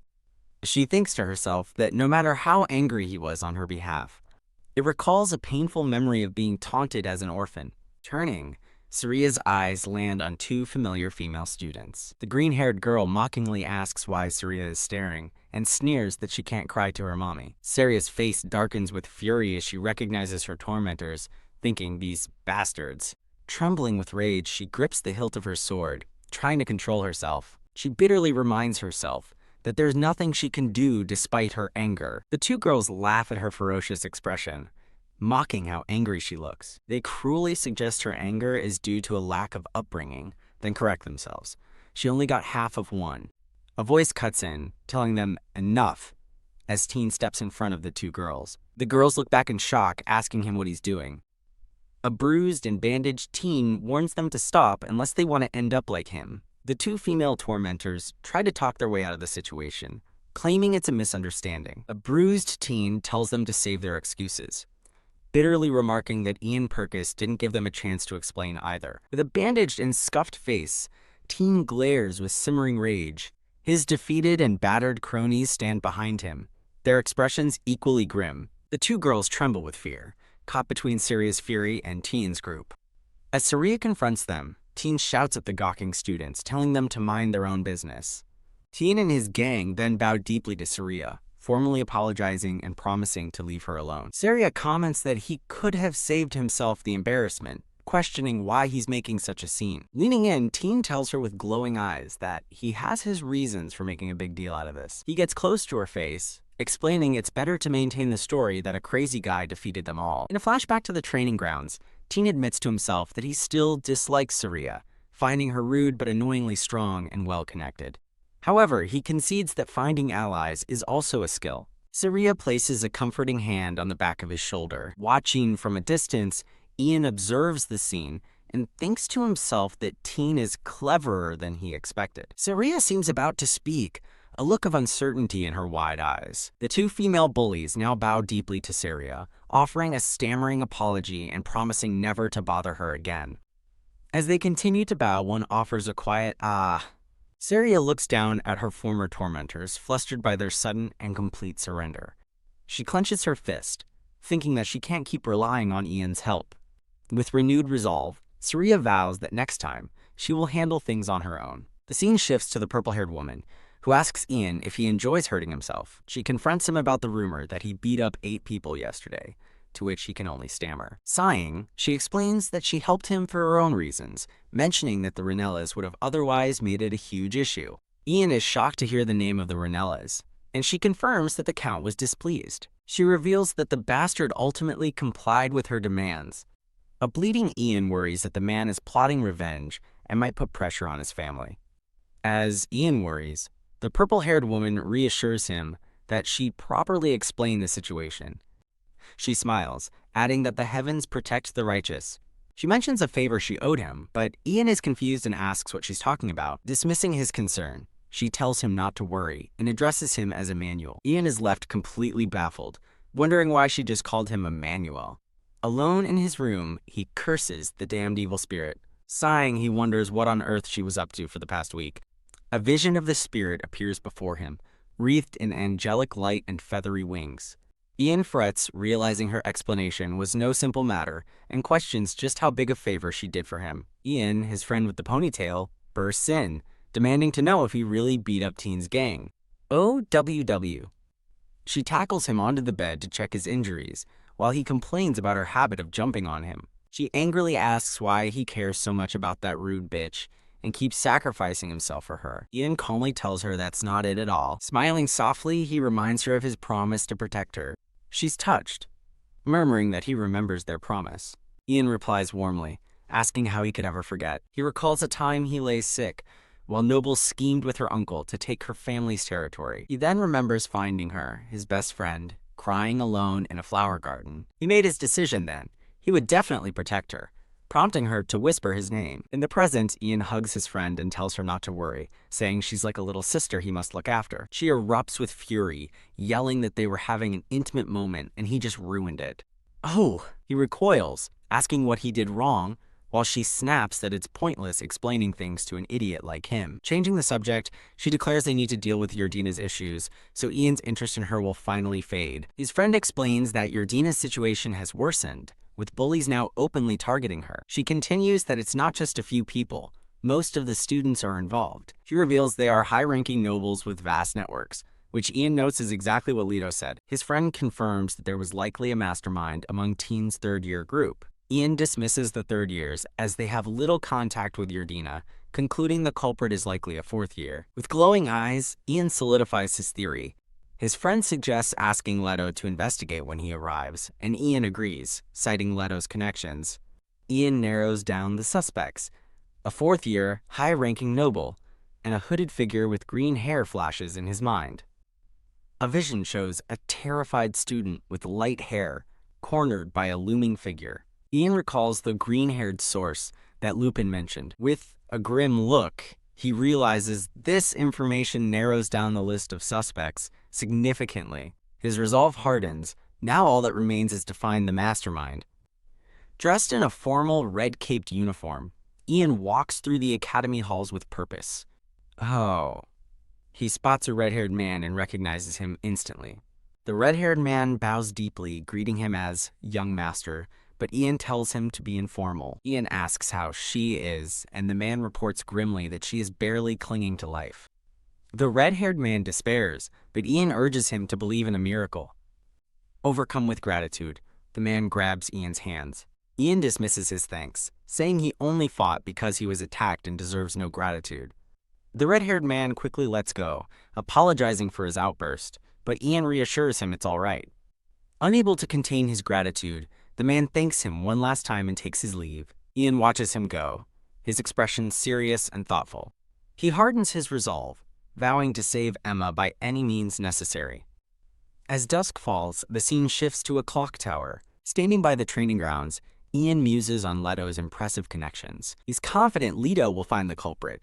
Imagining his friend cheekily asking what's in it for him, he turns, spotting Saria practicing nearby, and thinks that he knew she would be there. Setting his investigation aside for a moment, he watches her train. He notices a powerful new aura around her as she practices, thinking her atmosphere has changed. Saria unleashes a powerful slash of blue energy, her focus absolute. Stunned by her power, Ian wonders how he ever managed to win against her. Saria blurts out that she wasn't fine at all without Senior Ian around. She immediately gasps, shocked by her own candid confession. Flustered, Saria shyly asks about him instead. Ian says he's been the same as always, and asks about the intense technique she was just practicing. She explains it's her family's secret swordsmanship, the Golden Lion Sword. A magical diagram appears as she describes the technique, which creates fake blades to confuse enemies. She admits she can only make 3 blades, while an expert can make 10, making Ian question if he should have seen it.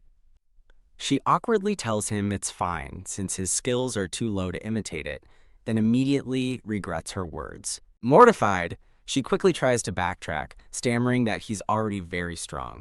Ian laughs it off, teasingly agreeing with her initial assessment. He smiles, noting with satisfaction that she's learning to consider others' feelings. Changing the subject, Saria thanks Ian for what he did for her yesterday. Ian takes her hands, telling her not to worry about it. He smiles warmly, telling her it's what friends do for each other. Saria is left blushing and speechless by his simple declaration. Overcome with emotion, she thinks that maybe her situation isn't so bad after all. She stammers in agreement as Ian looks on, slightly puzzled by her strong reaction. Saria resolves to solve her own problems, a sudden declaration that leaves Ian confused. A flustered Ian stammers that she can still talk to him if anything happens. Startled, Saria doesn't reply, so Ian quickly suggests they begin their training. As they start, Saria unleashes a powerful wave of blue sword energy. Ian is surprised, noting that her aura seems much more stable now. He continues to observe her, preparing to ask a question. He asks if her aura has changed colors. She confirms it has, but he insists that this is a very serious matter. He thinks back, recalling her aura used to be a much paler shade of blue. He knows that the color of one's aura reflects their subconscious.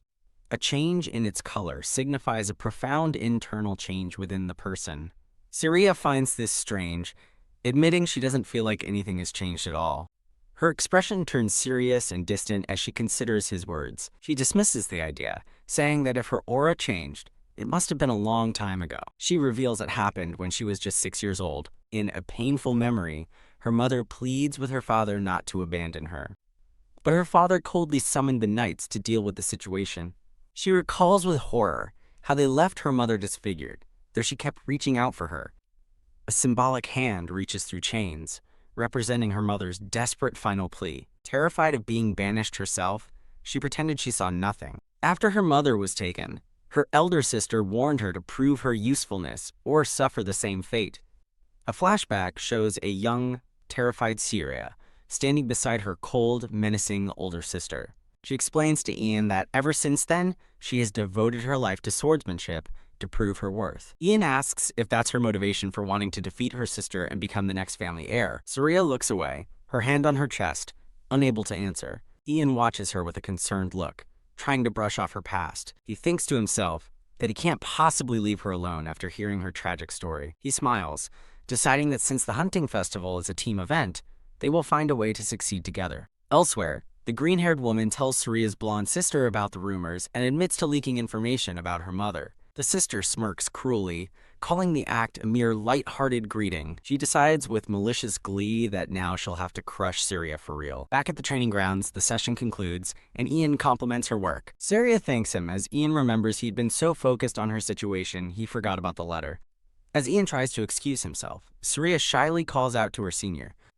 Blushing furiously, Syria nervously asks if he wants to have breakfast together. Ian agrees to eat before he leaves, prompting Syria to call him a lousy senior in her thoughts. Yurdina appears, cheerfully waving and asking Ian if his practice is over.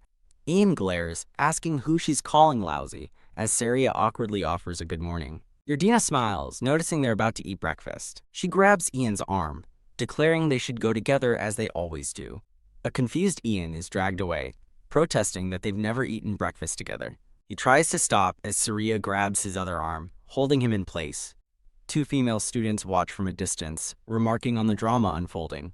Yurdina looks down at Syria's hand on Ian's arm, saying her name. With a possessive glare, Yurdina asks Syria what business she has with her Ian. Syria meets her gaze with icy determination, telling Yurdina to let go of his arm. Yurdina scoffs, claiming they eat together all the time, and Syria has no right to stop them. She taunts Syria, saying she's getting carried away, and that Ian only pities her for being a friendless loner. Ian is shocked by Yurdina's cruel words, as she thinks to herself how Syria isn't a nice person at all. Syria's expression remains utterly blank, giving nothing away. Syria coldly tells a shocked Yurdina that her ugly inferiority complex is on full display, and she finds it appropriate. Turning back to Yurdina, Syria asks her to confirm she said that Senior Ian only pities her. Syria's eyes glow, as she declares that if that's the case, she will stay pitiful so they can be together forever. Enraged and glowing with a red aura, Yurdina warns Syria not to get carried away. As Syria and Yurdina prepare to clash, a voice shouts for them to stop. Ian steps between them, asking them to leave him alone for a while. Gloom. Defeated, Syria and Yurdina sulk after being shut down by Ian. Later, at an outdoor cafe, Ian sits silently sipping a drink with his friend Leto. Ian explains that he got angry because Syria was upset by the weird things Yurdina said. Leto cheekily tells Ian to shut up unless he wants to get punched in the face. Leto muses that Yurdina must feel conflicted now that she suddenly has a rival, but Ian doesn't understand. Annoyed, Ian calls Leto a foolish guy and blames him for bringing up the nonsense in the first place. Changing the subject, Ian asks about the investigation he requested, but Leto complains that he's being rushed. Leto calls Ian a playboy, reminding him that an investigation takes time. Ian asks a strange question, wondering if a letter could come from the future. Leto finds the question bizarre, so Ian decides it's better to show him what he means. He presents a seemingly empty, letter-shaped outline, asking his friend to look. Insisting it's a letter from the future, Ian urges him to look, but Leto thinks he's gone mad. Leto's hand phases through the letter with a crackle of blue energy, revealing there's nothing there for him to touch. As Leto's hand passes through, ancient script appears on the paper, and he asks what's going on. Ian frantically explains the letter is how he knew about Emma's accident and avoided the beast's subjugation. He reads another warning from the letter. A strong, magical beast will appear at the hunting festival. Confused, Leto says he's not talking about that. Ian clarifies that a strong beast will appear this year, but Leto points out that he's just stating the obvious. Leto questions why Ian is repeating information everyone at the academy already knows. Ian realizes, with dawning horror, that Leto can't see the letter's contents, and he's unable to explain it. Ian abruptly stands, while a resigned Leto sighs. Leto decides to humor him, saying he'll assume Ian is telling the truth. Ian theorizes that a time distortion is happening exclusively to him. He believes the distortion's purpose is to prevent a future crisis from happening. Ian explains that space-time distortion is a rare, high-level magic, calling Leto a doofus for not grasping its seriousness. As a magical clock appears, he asks his friend if he knows why such magic is so limited. Recalling Emma said something similar, Ian guesses it's because it is difficult to use. Calling himself stupid for asking, Ian explains that world-altering powers have severe restrictions. He explains the paradox using the beast's subjugation as an example, pondering how the beast was defeated in the original future. He states the letter couldn't be written unless the beast was already defeated, creating a temporal paradox. Such a paradox, he continues, would throw the order of all things into chaos. He realizes that knowing information about the future means that one wrong move could make him the one who destroys the world. The horrifying weight of this possibility dawns on Ian, who begins to sweat. The thought echoes in his mind. He could become the destroyer of the world. Leto considers the possibility, advising Ian to be careful, though he believes the sender means well. He suggests that as long as Ian doesn't do anything strange, there shouldn't be a problem. Ian disagrees, realizing he could still inadvertently become responsible for the world's destruction. He looks at the mysterious letter, feeling overwhelmed by his status as a mere countryside noble.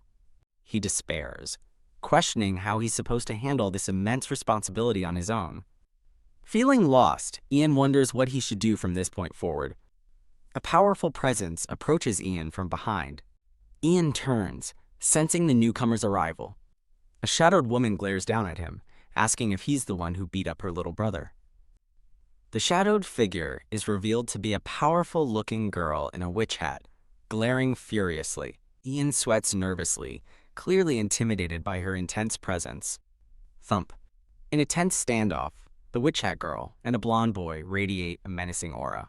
Ian finds himself cornered by the blonde boy and his hostile-looking entourage. The witch hat girl scolds the cowering blonde boy, asking if he came for revenge. Ian realizes with a jolt that this formidable girl must be the sister of the kid he fought. She taunts Ian, warning him that the prestigious Ranella family won't take his actions lying down. The witch hat girl looks on in surprise, her staff beginning to glow with magical energy. A description reveals she is the leader of one of the Academy's two great factions. Ian panics, realizing the boy he fought brought his impossibly powerful sister for backup and that he's completely done for. The Ranella boy shouts that running away is pathetic, directing his anger at the girl. She furiously grabs her brother, who trembles in fear. Bash, someone is sent flying after a powerful blow. Yurdina stands over and knocked out Leto as the witch hat girl, and her brother watch in surprise. Yurdina glances at Ian with a cold smile, sarcastically apologizing for his friend being in her way. The witch hat girl glares at the scene, her hand tightening around her staff. Click. She takes a determined step forward to intervene. Yurdina taunts her, telling her to stop putting on a tough front for the other students. The witch hat girl is formally introduced with a nameplate, Delphine Yurdina. Yurdina gives Delphine a condescending, malicious smirk. Delphine calls Yurdina's behavior an eyesore and criticizes her lack of manners. Yurdina retorts that the same could be said for Delphine as they face off, sparks flying between them. Annoyed at being caught in the middle, Ian tells them both to shut up and leave. Ian thinks to himself that he's only ever seen someone like Delphine, from afar or in the papers. He considers talking to Delphine, realizing she's Saria's sister, but quickly decides it's better to escape the chaos. Just as Ian tries to slip away, Leto grabs his cape, asking where he thinks he's going. Leto confronts a flustered Ian, accusing him of trying to run away from the confrontation. Ian sighs, gripping his sword hilt and admitting he really doesn't want to fight. A sudden thought strikes Ian as he has a flash of insight. Yurdina mockingly tells Delphine to go ahead and have her fun with Ian, as she can wait one night. She continues her taunts, asking Delphine what she plans to do about what Ian did to her little sister Sayir. Slash! A burst of violence erupts, and Delphine turns in surprise as Yurdina flinches. An unseen attacker named Elsie sends Ian and Leto flying through the air with a powerful blast. Lying beaten on the ground, Ian declares that he won't let them drag Saria into this mess. Delphine and Yurdina stare with concerned expressions at his defiant words. A new, imposing student with glowing golden eyes appears, asking Ian how he intends to pay the price. He menacingly asks again about the price for Ian's actions. Delphine looks up in shock, sensing the newcomer's immense pressure. She realizes, with alarm, that the new student is preparing to attack her. The newcomer lunges forward in a blur of motion. Thwack! He delivers a devastating punch not to Delphine, but to the Ranella kid's face. The Ranella kid is slammed into the ground, knocked out cold by the brutal blow. Enraged, one of Ranella's gang members screams, "You bastard!" and leaps in to attack the newcomer. The newcomer's eyes glow with power as he calmly prepares to counter the assault. He effortlessly parries the sword strike with his own blade. He follows up with a swift and powerful downward slash, cutting through the air. The second attacker is instantly defeated, left unconscious in a pile of rubble. The newcomer stands victorious over the fallen bullies, the battlefield now silent. He watches the scene with a cold, resolute expression. He thinks to himself, with satisfaction, "Good, this is how it should be."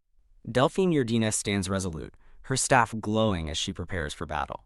The golden-eyed newcomer confidently challenges her to a fair fight, boasting that he's already dealt with her lackeys. A stunned Delphine asks if he's lost his mind to think he can actually defeat her. The newcomer's eye glints menacingly, his dark expression betraying his confidence. He lunges forward at incredible speed, leaving a shocked Delphine to brace for impact. Leaping into the air, the newcomer prepares to bring his axe down on Delphine. A powerful red slash attack creates a massive impact burst. Delphine smirks, effortlessly blocking his attack, with a magical shield projected from her staff. Huffing, she mockingly asks if he truly believes someone of his level could break her shield. The newcomer vows to test her shield's limits, asking her to see how long it can last against him. His eyes burn with red light as a determined smile spreads across his face. A hexagonal energy shield forms around Delphine, ready to absorb his attack. Delphine confidently taunts him, calling him delusional for even attempting to break her shield. She acknowledges that his initial moves were decent enough to defeat her followers. With a vicious smirk, Delphine declares that a third year like him could never hope to beat her. The newcomer readies his sword, his expression hardening as golden light flares around him. Ugh! Her shield cracks under the assault, and an enraged Delphine curses at him. A shadowy hand presses against the fractured shield as Delphine stares in wide-eyed horror. The newcomer's hand, glowing with red energy, shatters the magical barrier with ease. He sarcastically questions her confidence, wondering if she will still be running her mouth. With a furious cry, he brings his axe crashing down on her failing defense. Delphine scoffs, proclaiming she's one of the best magic users in the academy and won't fall. She internally mocks his brute force approach, doubting he can break her shield by just hitting it. She thinks to herself that while he's focused on swinging, she'll prepare a spell. She realizes she needs to hurry and cast a spell to crush him as he prepares another furious swing. With a grimace of pure rage, the newcomer readies a powerful, decisive strike. Delphine's eye widens as her shield finally shatters completely from his relentless assault. Her crystal staff cracks under the strain, while an onlooker notes in amazement that he just kept hitting it until it broke. Delphine's followers watch in stunned disbelief, realizing he broke the seemingly invincible shield. Her shield failing, a terrified Delphine begs him to stop. Overwhelmed by fear and crying, she screams for someone to save her. The newcomer reminds her that she seemed ready to die for mocking him in Syria. She fearfully asks if he's really going to kill her. On the ground and crying, Delphine looks up in absolute terror. She screams that she doesn't want to die, as the glint of an axe looms over her. The newcomer grips his weapon, coldly telling her she shouldn't have started the fight. He declares that in a battle of honor, death is an essential possibility. He spares her, warning that he's letting it slide this time, but she won't be so lucky again. He turns his back on the scene, leaving Delphine's shaken followers to watch him go. He walks away from the confrontation without another word. Yardina approaches him with a smile, asking if she may have his time next. Leto suddenly appears, cheerfully identifying the newcomer, Ian, as the axe-wielding murderer. Ian threatens him, but Leto excitedly gushes about how cool Ian is when he goes all out. Leto asks about the rumors of his meeting with Senior Delphine, which Ian confirms. As they walk, Leto asks about Delphine's business with him, but Ian says he doesn't know, and they're meeting that night. Leto gets to the point, asking if Ian discovered who was harassing Syria, and Ian confirms that he has.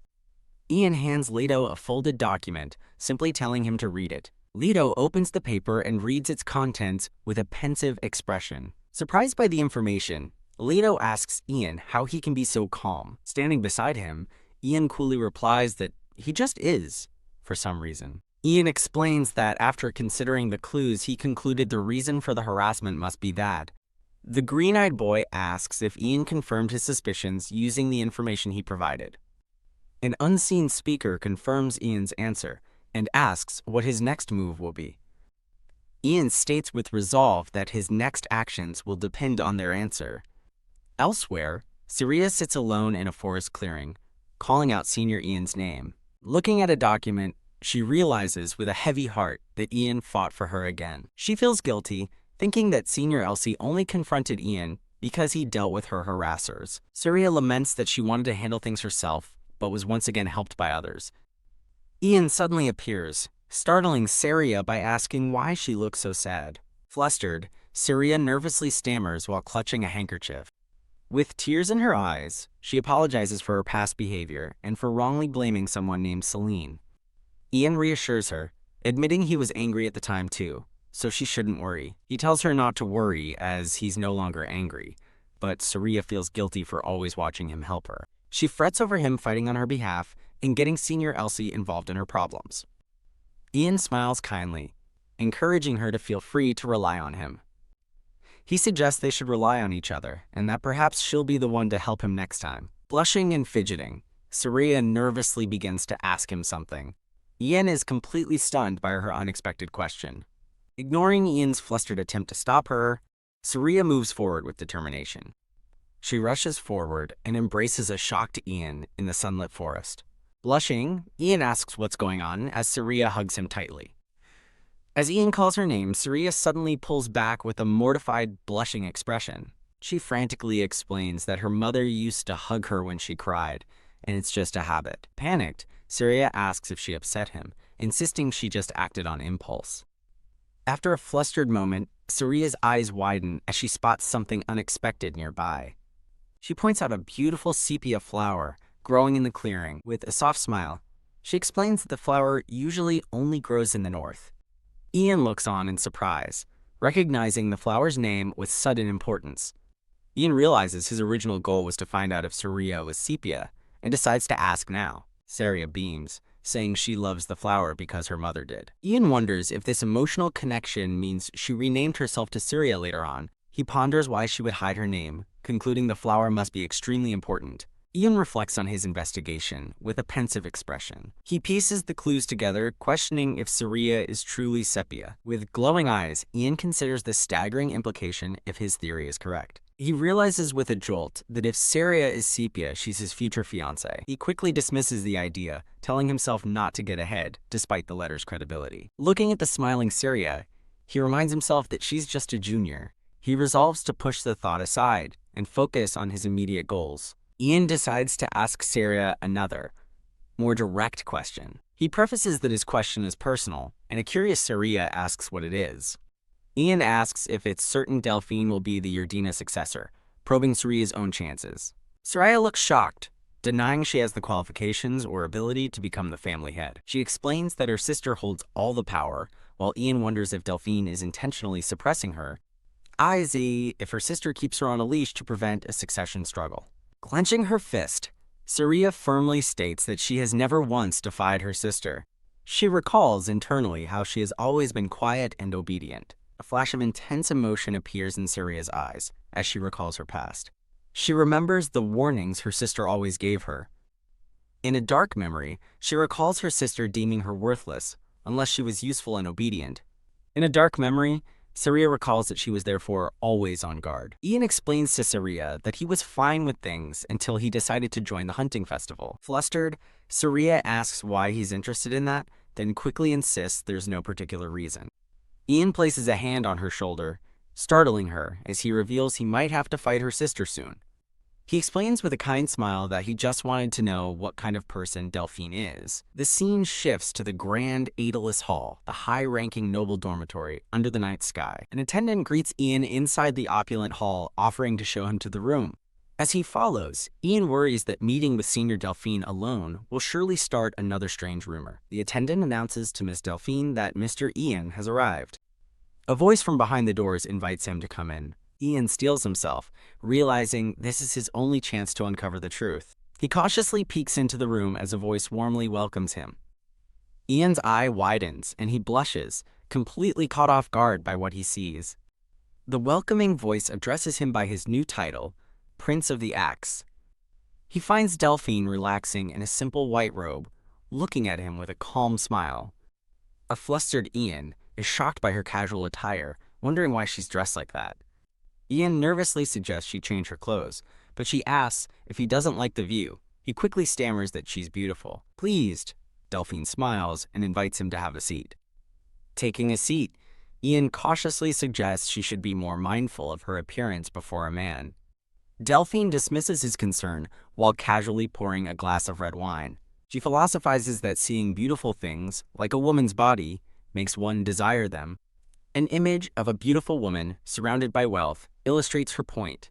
But, she continues, a man's desires can be harmful to most women. Delphine confidently asserts that since no one can have her, she has nothing to worry about. Ian silently agrees, thinking that no man in the academy would be strong enough to beat her. Delphine calls him naive, saying he doesn't know much about these things because he grew up in the countryside. Setting the wine down, Delphine announces it's time to get to the matter at hand. With a sly smile, she asks the Prince of the Axe to become her ally. Ian is stunned by her sudden offer, questioning if she really means him. Delphine confirms, praising his boldness and promising the best treatment, but Ian doubts her sincerity. He concludes that there's no way she truly wants him.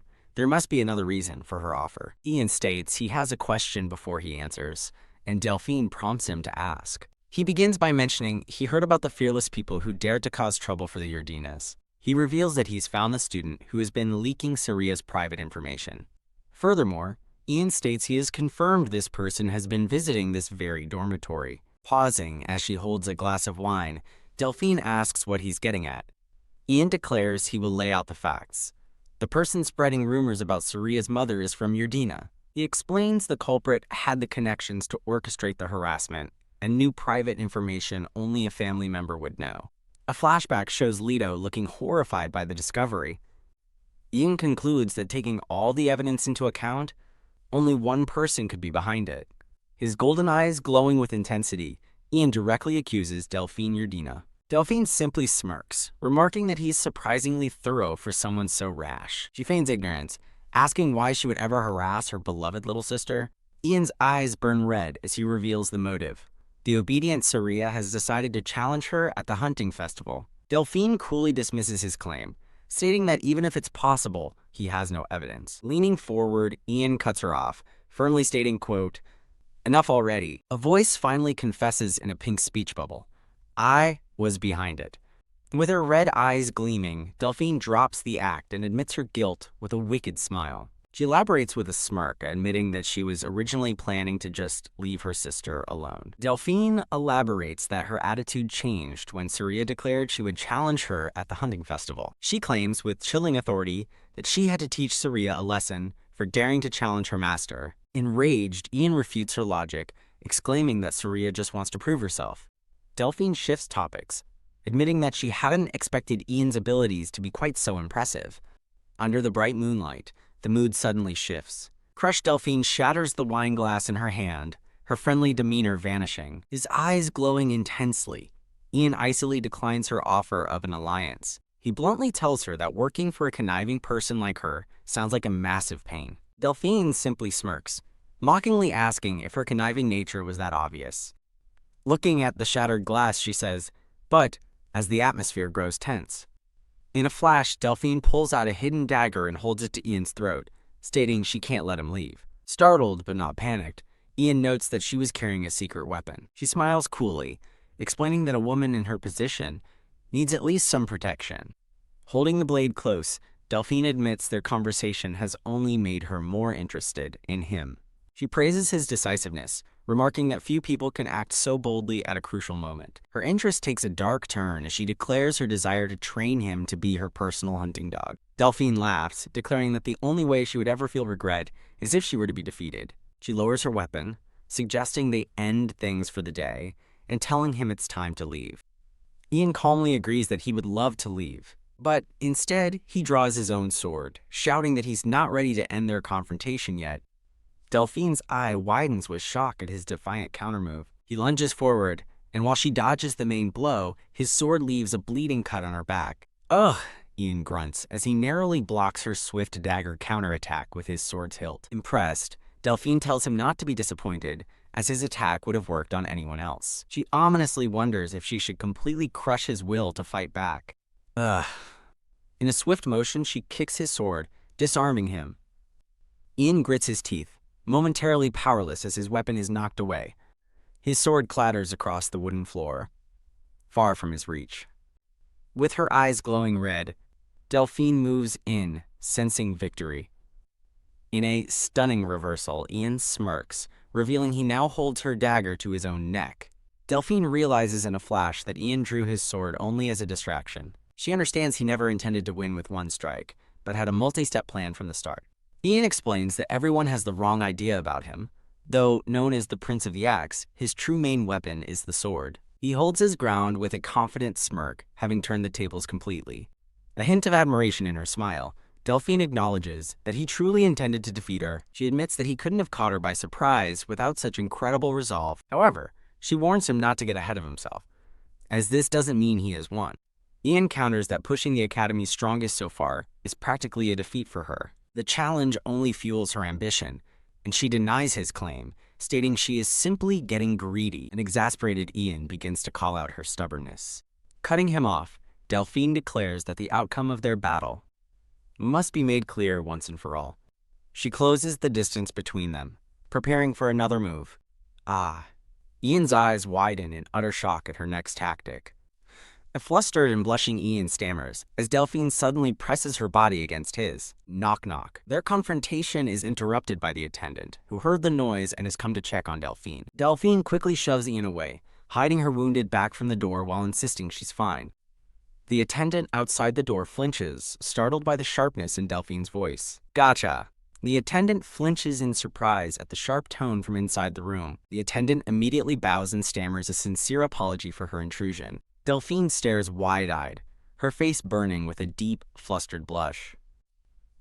Blushing, Ian awkwardly pretends to notice an axe lying on the floor, inventing an excuse for the noise. He kneels down and picks up the axe from the floor.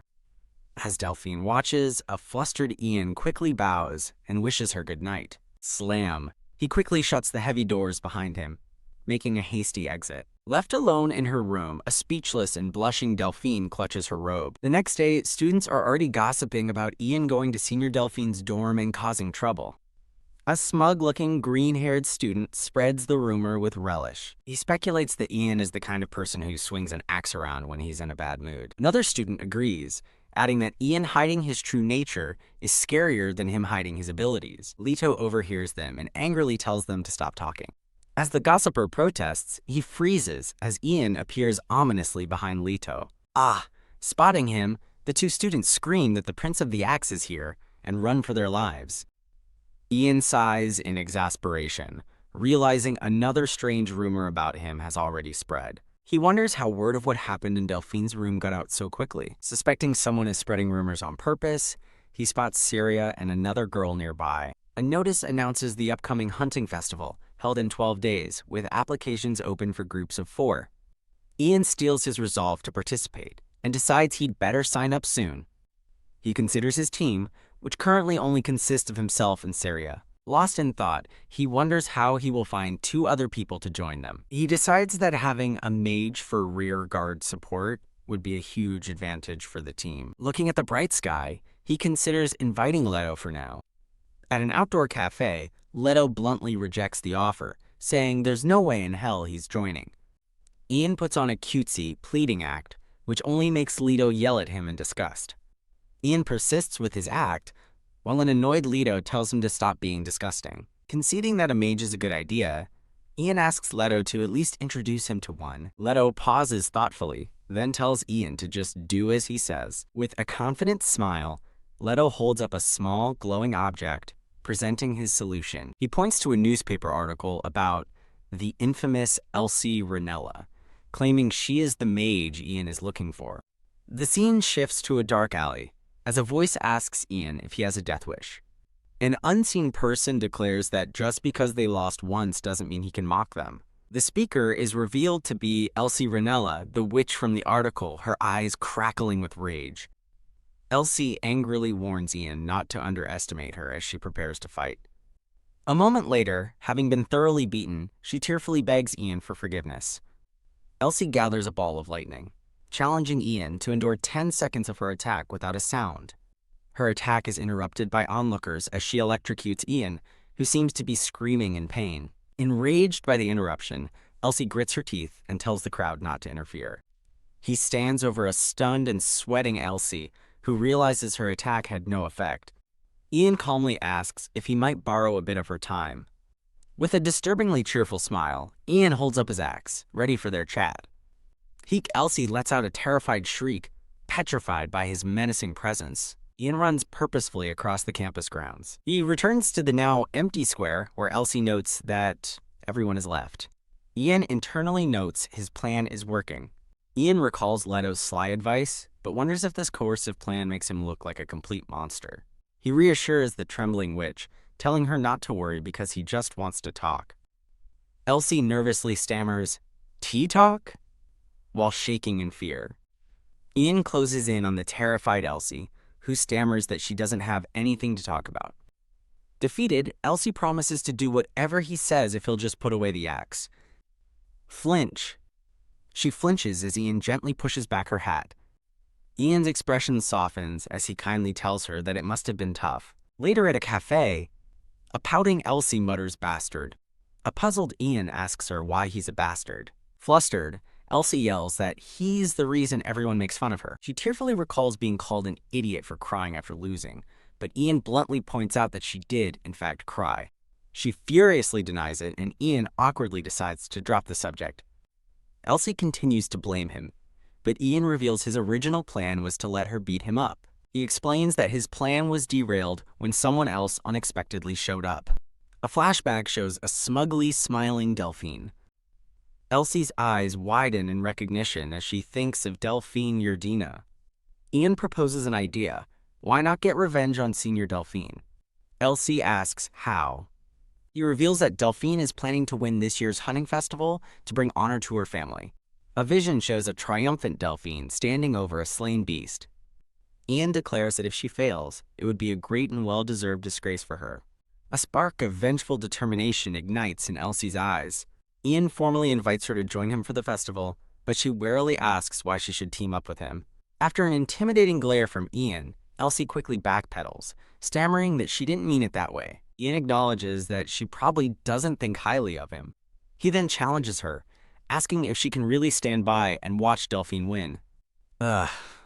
Elsie fumes at the very thought, while Ian presses his advantage, telling her this is why she should join him. Convinced that they can win together, Elsie thoughtfully considers his offer. Feeling tricked but swayed, Elsie agrees to join, and Ian confirms their basic strategy is set.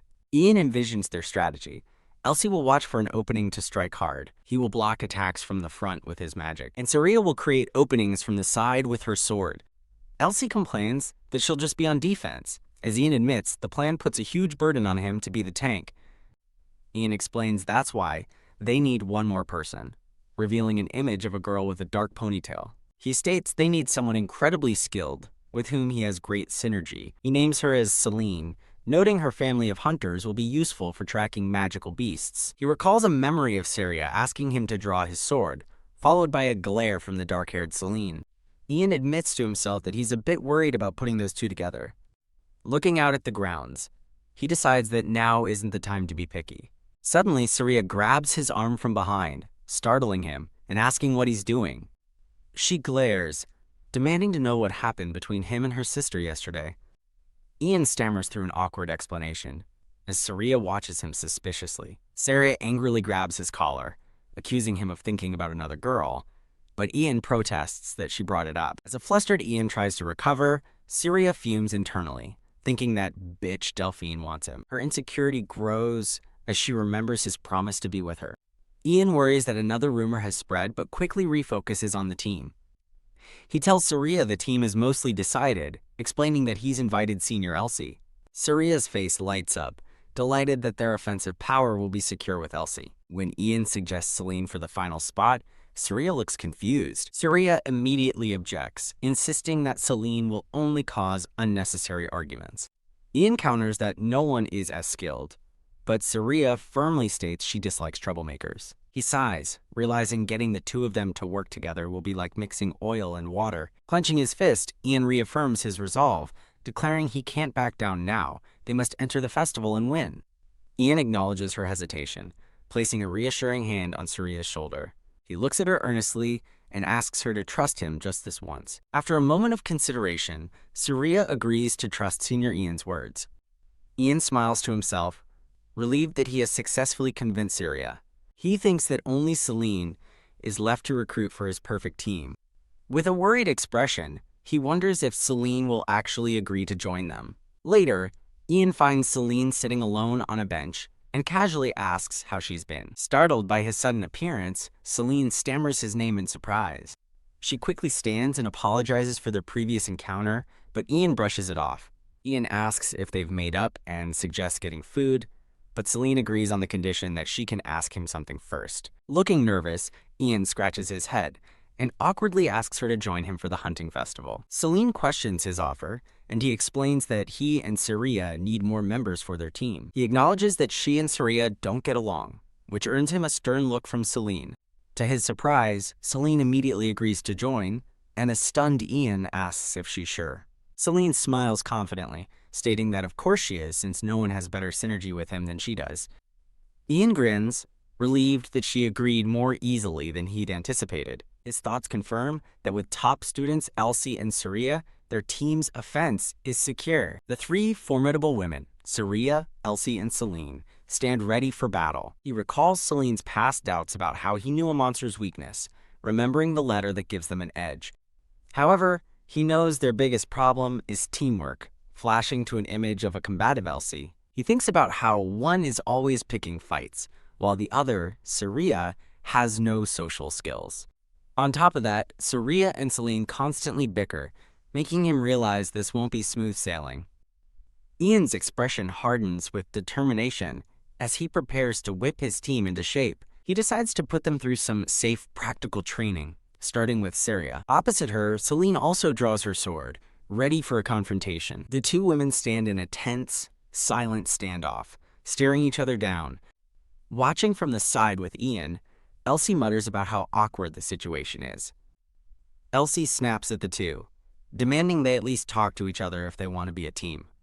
A hand suddenly yanks her hat over her eyes, and a terrified Elsie immediately apologizes, promising to stop being a snob. With an intense glare, Ian asks if she promises, and a frightened Elsie quickly agrees. Sighing, Ian realizes they can't train like this. He watches Syria and Celine, who are still frozen in place, with Syria wondering what the other is doing. Celine breaks the silence, suggesting they postpone training if they're just going to stand there.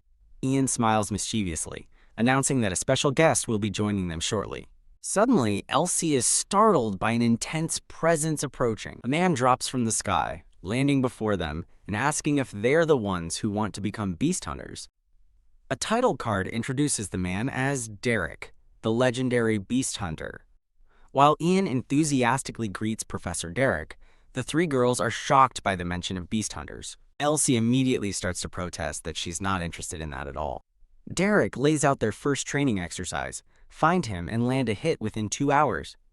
With a sudden burst of confidence, Elsie declares it will be easy and drags a confused Ian into the woods. As the team stands at the edge of the forest, Ian sighs and asks if they're ready to go. The group enters the woods, with Syria noting that she can't sense the professor's presence at all. Celine confidently states that there should still be traces if they look carefully. Impressed, Ian praises her hunter's instinct, and Celine smugly agrees that pampered nobles wouldn't understand. Elsie and Syria immediately take offense, with Elsie retorting that she understands and Syria adding she has hunting experience too.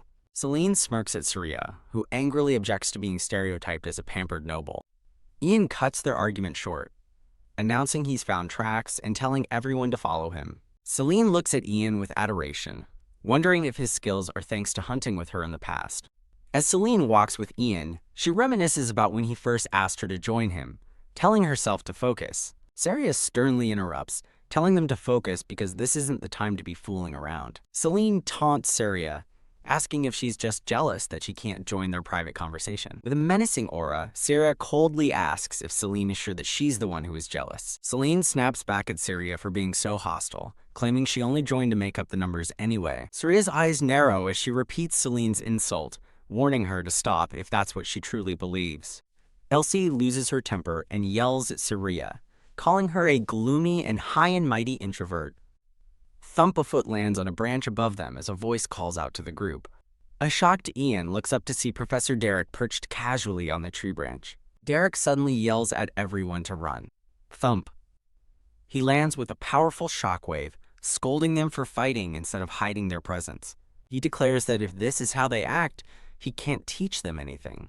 To his surprise, Ian and Celine rapidly cast support magic. Impressed, Derek compliments the mage on being more capable than she appears. Crackling with energy, Elsie proudly declares she is the best fourth-year mage. Derek challenges her boast, noting that her teammates don't seem to be on her level. He points out a critical flaw.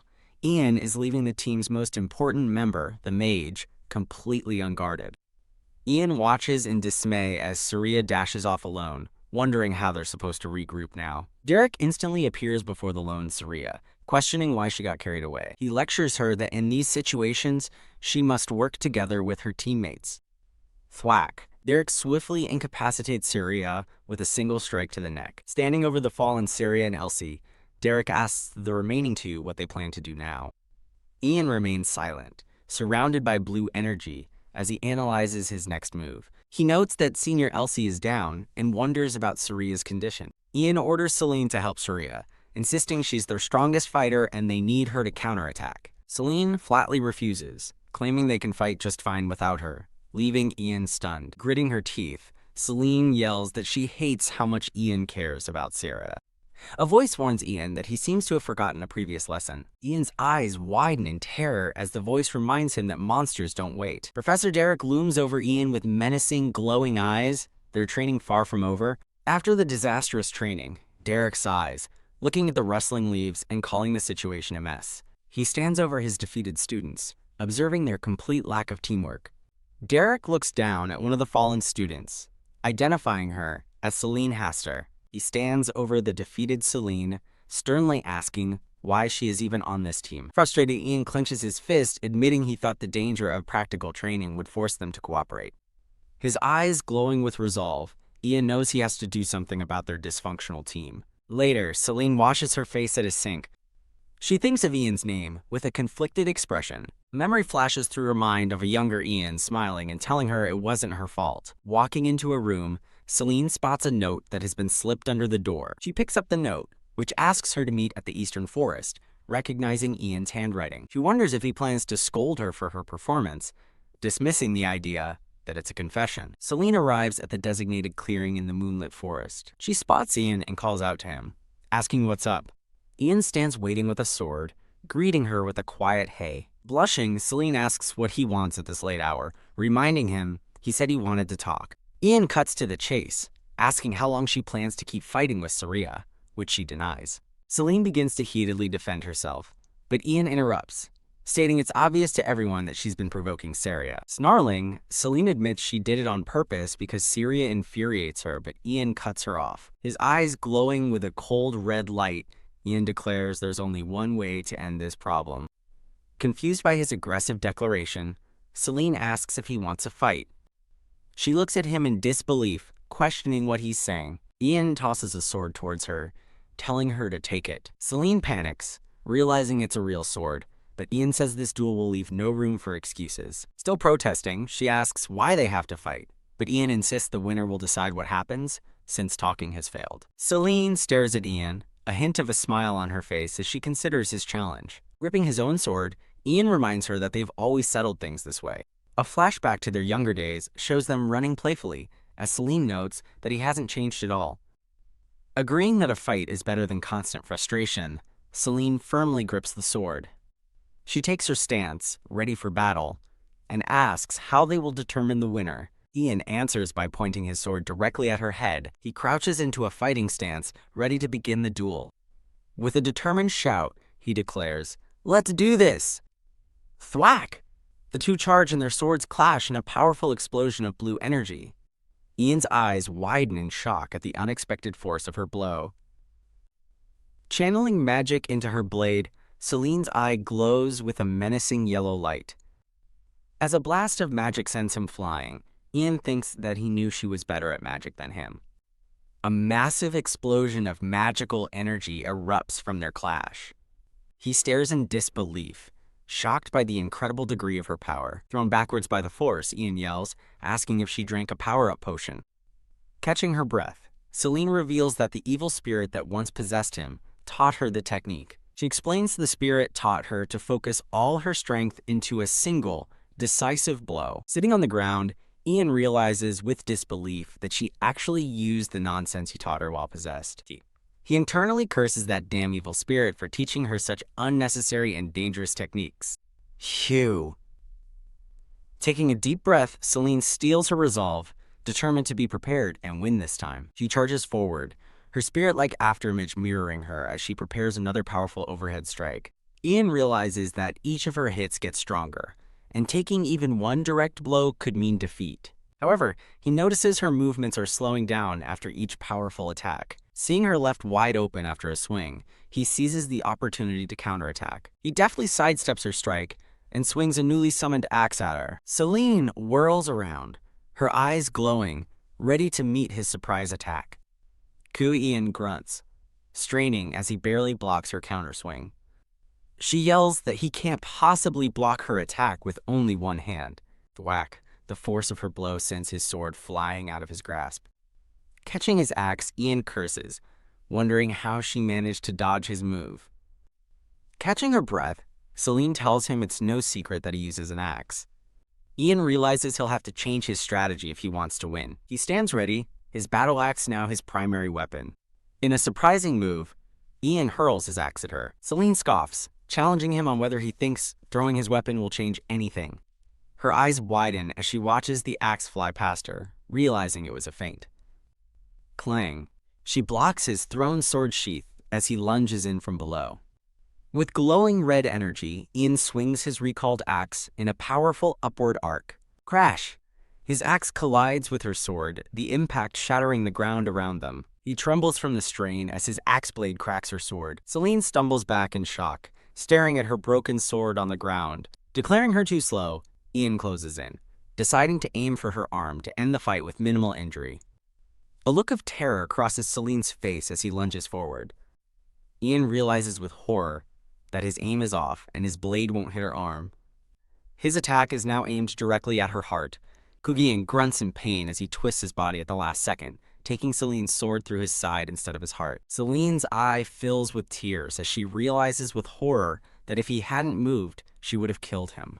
Ian gently pats her head, softly saying her name as she stares up at him in stunned silence. Gritting through the pain with a weak smile, Ian asks, "I win this, right?" Blushing with tears in her eyes, Celine looks up at Ian and whispers his name.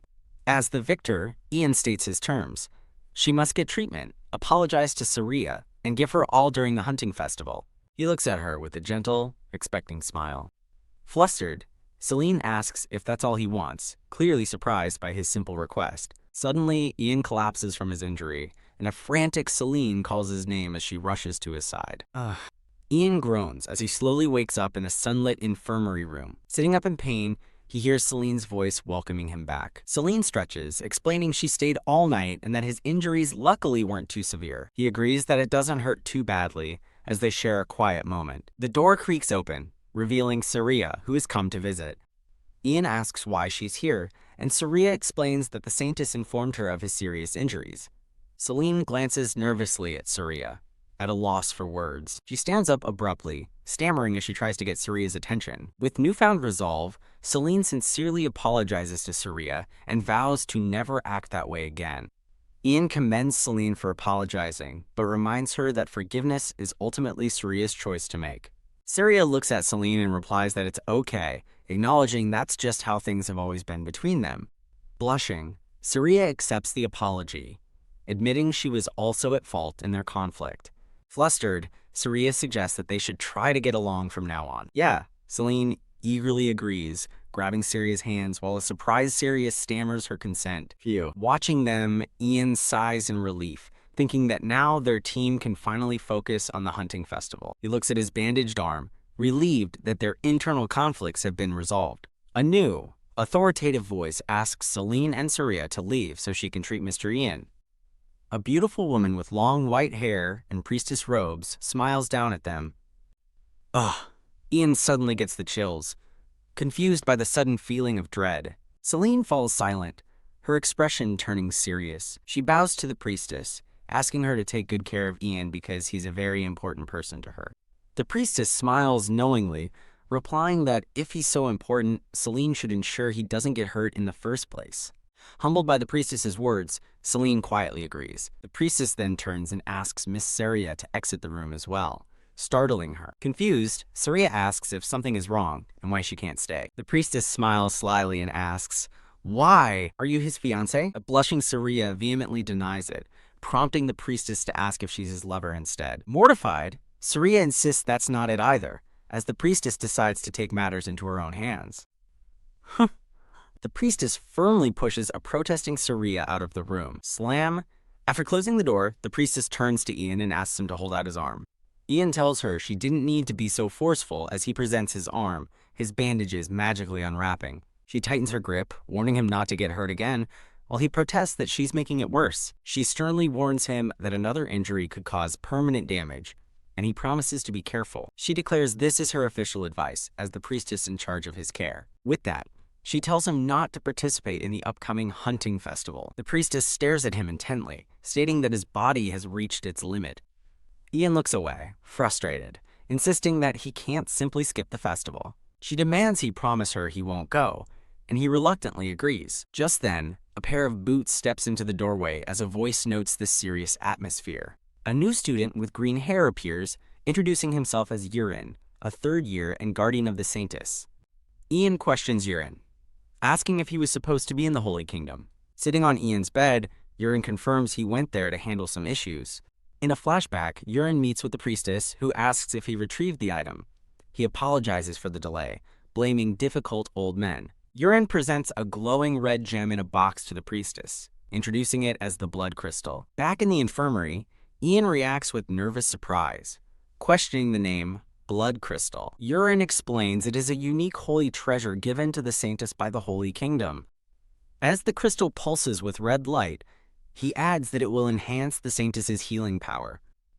A vision shows the veiled Saintess, surrounded by a powerful golden aura. Ian asks hopefully if the crystal can save anyone not yet dead, and Yurin confirms it could even save Miss Emma. The priestess holds the box, stating that the crystal cannot be used without the Holy Kingdom's permission unless there is an emergency. Dejected, Ian listens as the priestess apologetically explains that while she wants to save Emma, she can't use the crystal. The priestess bids farewell, reminding Mr. Ian to keep his promise. After Yurin follows her out, Ian lets out a frustrated sigh. He thinks to himself that if he had a choice, he wouldn't want to participate in the festival either. Clenching his fist over his bandaged arm, he steels his resolve, acknowledging that there's too much at stake. Remembering his promise to Saria to win, a vision of a determined Celine appears in his thoughts. He also thinks of the ailing Emma, realizing a high-ranking magical beast from the festival could be the key to saving her. A memory of a demonic warning letter flashes in his mind. Ignoring it could lead to disaster. With his eyes glowing, Ian's expression hardens with determination. He tightens his bandages, vowing to try his best not to get injured as he prepares to defy the priestess's orders. 8 days before the festival, Ian stands alone outside the academy building. 6 days out, a montage shows a smirking man gloating over a field of defeated students, including Ian and Celine. 5 days to go, Celine and her teammates look shocked during what appears to be a difficult training session. On D-Day, the hunting festival grounds are bustling with activity under a clear sky. Amid the festive crowd, a pink-haired girl enjoys some cotton candy as Ian's team gathers. Ian takes a deep breath, steeling himself for the challenge ahead. He stands ready alongside Saria, Celine, and their other teammate. United as they prepare to begin, the group walks together, appearing more cohesive and ready for the festival. Celine notes with a hint of sarcasm that their ragtag group has finally come together and should at least not hold each other back. A light-haired boy on their team agrees that while they've practiced, real combat is a completely different beast. Ian adds that at least now, they can work together in sync. Whoosh! A weapon suddenly flies past his head, narrowly missing him. A student with blonde hair swings a massive axe, which Ian barely blocks with his own. Emerging from a protective barrier, the blonde-haired girl greets him coolly. She smirks and points, mockingly addressing him as the Prince of the Axe. Startled, Ian shouts that her attack was incredibly dangerous. The girl simply smiles, feigning innocence and asking if he's exaggerating. Ian glares back, internally noting that she could have easily dodged his parry if she wanted to. The blonde girl walks past him towards his team, stating she just came to say hello. She continues, saying she has something to tell her little sister, causing a shocked Surya to gasp. Her older sister calls Surya's name, her voice laced with condescension. With an unnerving smile, she reaches her hand out towards her sister. An aura of intimidation surrounds Surya as her sister coldly tells her to give up and step aside. She adds the final, crushing remark, just like you've always done. Ian grits his teeth in anger, thinking her words are awful. Watching Surya's crestfallen face, he fumes over her sister's sudden and cruel demand. He thinks that her behavior is outrageous, even if she is the next family head. Celine looks on, her expression hardening as she declares the situation ridiculous. She explodes with fury, yelling at Surya's sister for interfering and demanding to know who she thinks she is.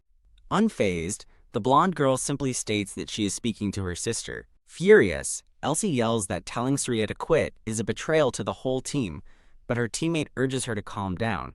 Ian holds Elsie back, thinking her outburst actually calmed him down, and tells the outsiders to stay out of it.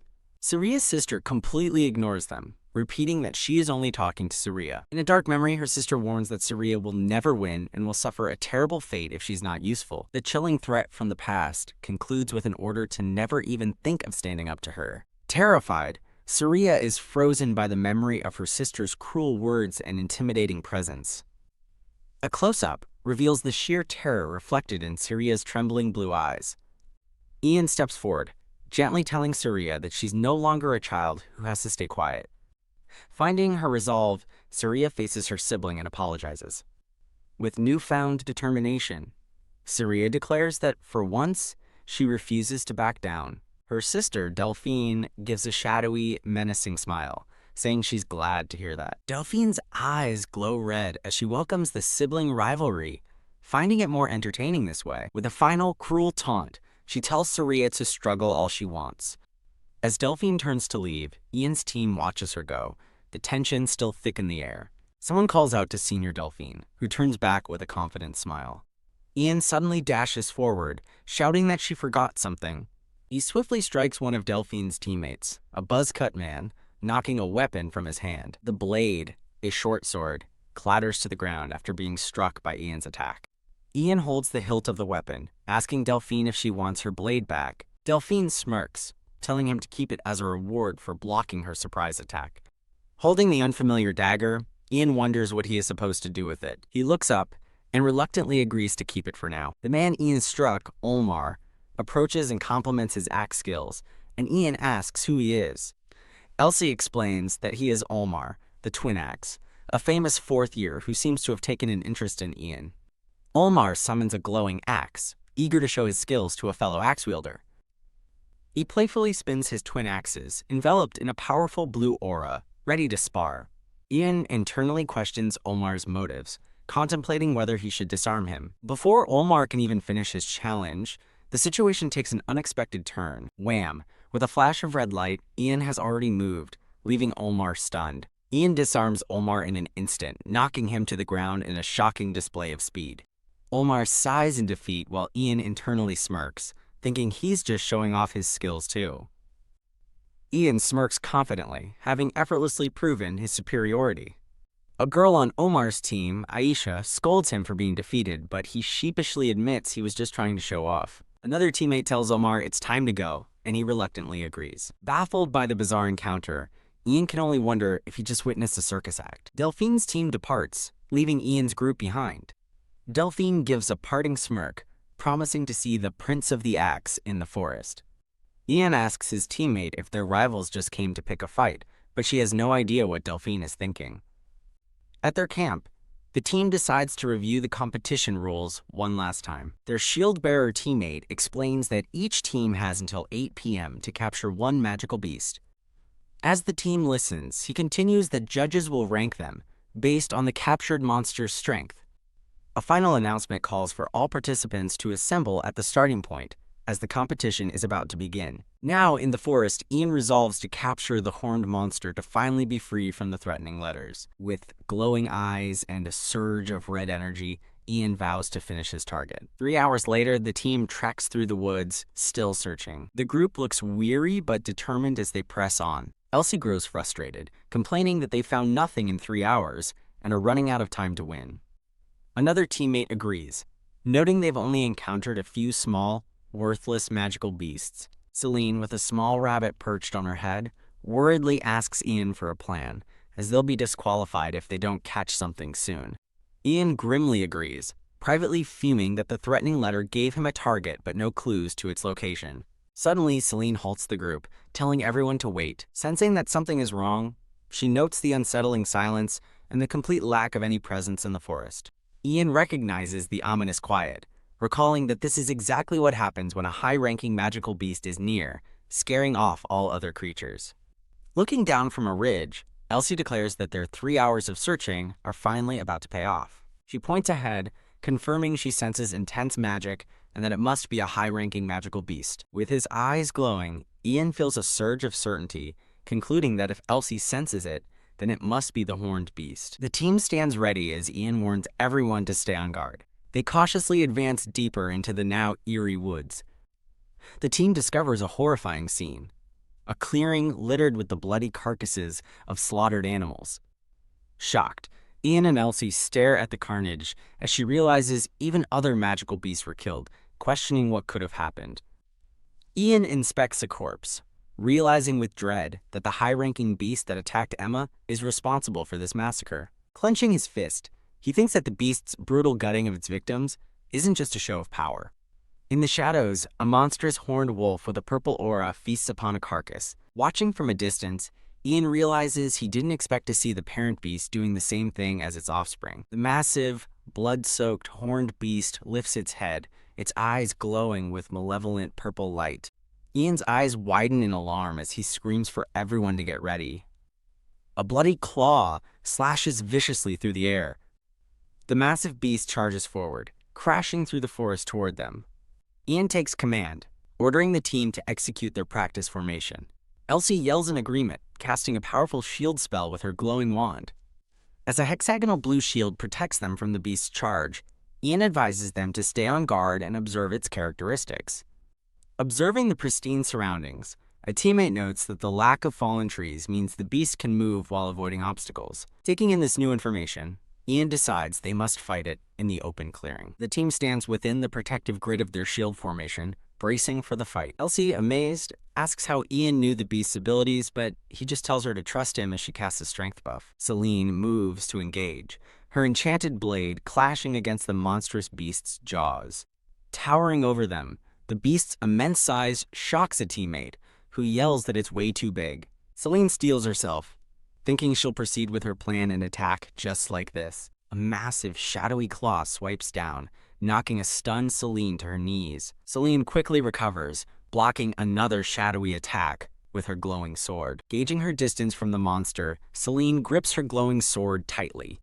With a confident smirk, she believes she can land a decisive blow and lunges forward. Celine's confidence shatters into disbelief as her attack has no effect. Her sword phases harmlessly through the beast's shadowy form, failing to connect. Stunned, Celine cries out that it's impossible as her attack completely fails. The beast roars in her face, completely unfazed and unharmed by her blade. Ian realizes with dawning horror that the beast can become intangible, which is how it moved through the forest so freely. Raising his sword, Ian screams for Celine to get out of the way. Celine dodges, just in time as the beast's horn smashes into the ground where she stood.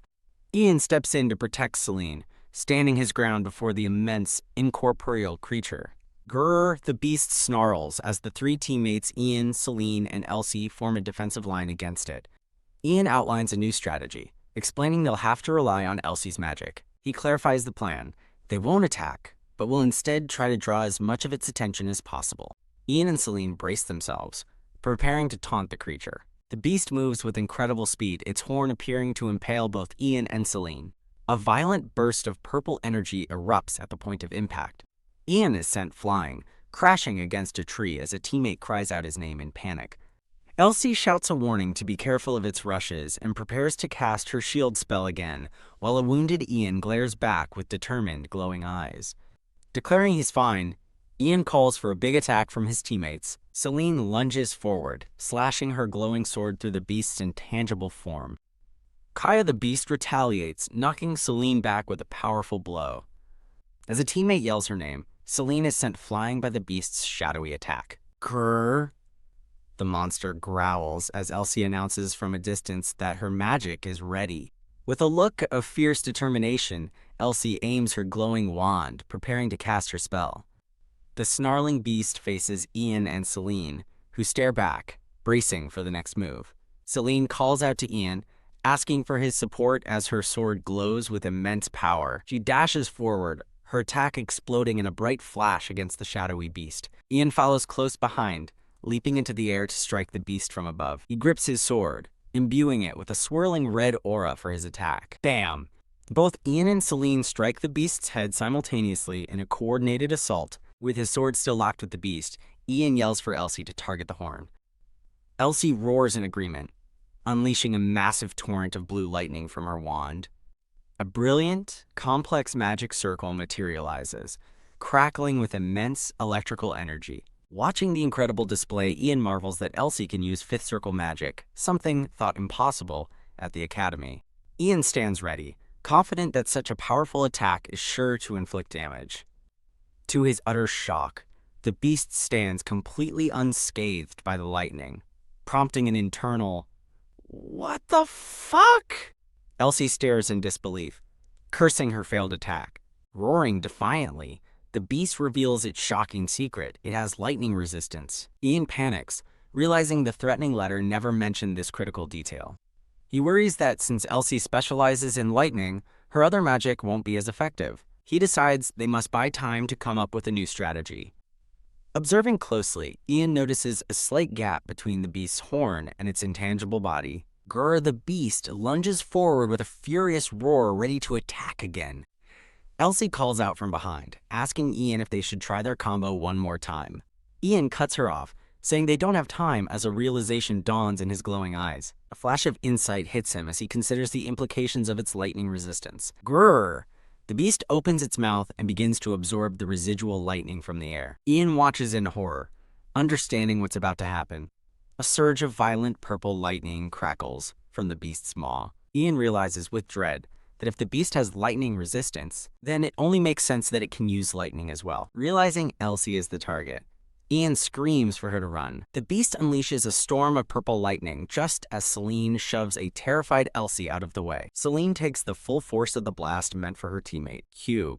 She collapses to the ground, knocked unconscious by the devastating attack.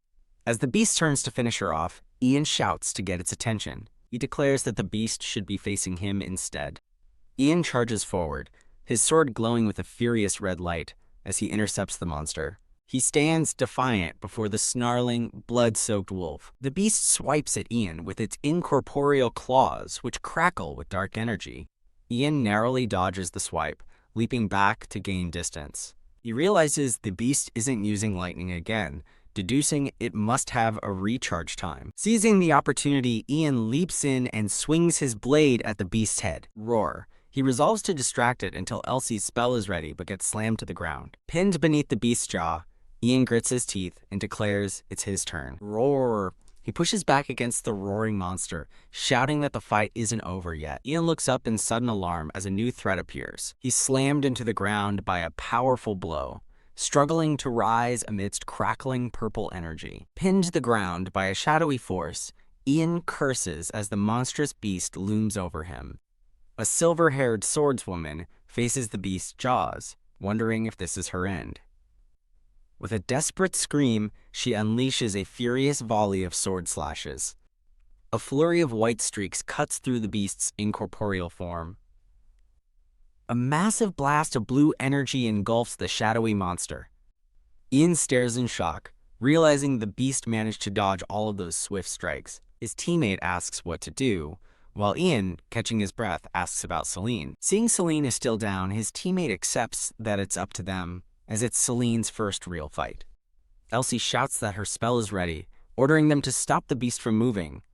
Ian instructs his teammate, Syria, to tank the beast's next attack just once, and she agrees. Though Syria questions his plan, Ian simply asks for her trust. Syria steels herself and agrees, preparing to face the monster's charge. Bam Syria clashes her sword against the beast's horn, intercepting its furious attack. Ugh, she grits her teeth, holding her ground against the monster's immense power. With all her strength, Surya successfully holds the massive beast at bay. With the beast pinned, Ian leaps high into the air, brandishing a glowing axe. A brilliant beam of light erupts from his axe as Ian declares, this is what he was after. The light extends into a massive glowing blade aimed directly at the beast's head. Ian lands on the monster's back, driving the blade of his weapon deep into its neck. He resolves to take this chance and stabs down, impaling the beast's horn with his glowing weapon. The beast roars in agony, throwing Ian from its back. A brilliant purple light begins to crackle and glow from the wound in the beast's horn. Landing safely, Ian looks back with a confident smirk. High above, Elsie unleashes a massive storm of crackling blue lightning. The lightning strikes Ian's weapon, channeling the immense electrical power directly into the beast. Grr, the horned wolf howls in pain, engulfed by the internal electrical assault. Ian taunts the creature, asking how it likes being burned from the inside out. He gloats that its lightning resistance is useless against an internal attack. Confident its organs are melted, Ian stands over the fallen monster and declares it's over. Elsie cautiously approaches the corpse, asking if it's really dead or just pretending. Ian raises his blood-soaked blade in triumph, declaring that they have finally defeated their prey. Surya confirms it was a named monster, a fact that leaves Elsie stunned. Ian realizes that defeating a named monster means Emma can be saved, declaring their victory secured. Hearing Ian's declaration of victory, a blushing Surya clenches her fists, thinking how cute he is. As Celine rushes over in disbelief, Ian notes that he's the only one badly hurt, which is for the best. Ian suggests they rest, since there's plenty of time.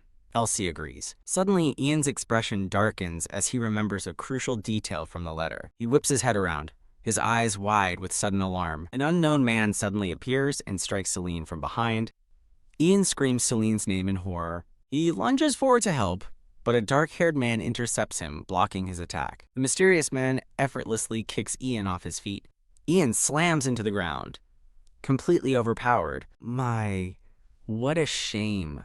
Elsie and a teammate watch in terror as the attacker holds their companion hostage, telling them not to move. The dark-haired man who defeated Ian looks on with a cold, detached expression. Surya looks at a mysterious blonde woman, telling Ian that if he'd brought that, he would have won. Standing over the defeated Ian, the blonde woman repeats that he definitely would have won. She smiles smugly, adding that, of course, that's not going to happen. The blonde woman smirks, asking Surya if she really plans to fight her. Kia, the dark-haired man, viciously attacks Celine, while Elsie and a teammate watch helplessly from a barrier. Ian watches, his face a mask of silent, seething fury. Surya raises her sword, her eyes blazing with defiant, glowing blue light. Declaring that her opponent should already know, Surya lunges forward with a powerful attack. Bam! Surya's blade clashes with the blonde woman's in a brilliant flash of energy. Surya is thrown back, struggling to withstand the overwhelming force of the blow. The blonde woman taunts her, saying Surya can't beat her with her current strength. Surya looks down, admitting that she knows she is outmatched. But she rises to her feet, declaring that she can't just stand by and do nothing. With a fierce battle cry, Surya focuses her power for another desperate attack. The blonde woman watches her with a smug, unimpressed smile. She condescendingly notes that Surya has grown up before asking for her name. The blonde woman effortlessly weaves through Surya's flurry of sword strikes. She easily evades the desperate attack, completely unharmed. The blonde woman looks on with a cold, calculating expression.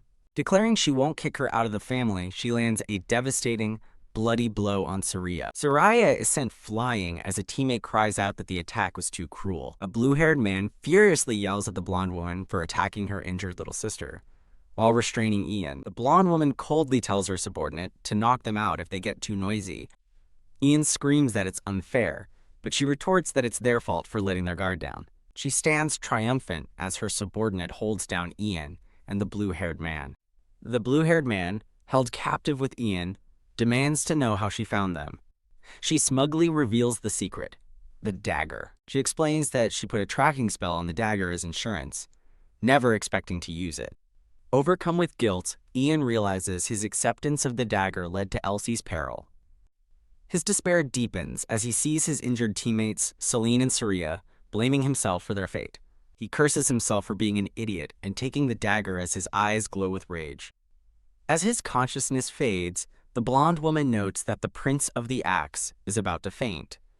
Ian worries that at this rate, he can't follow the letter's instructions and wonders what will happen.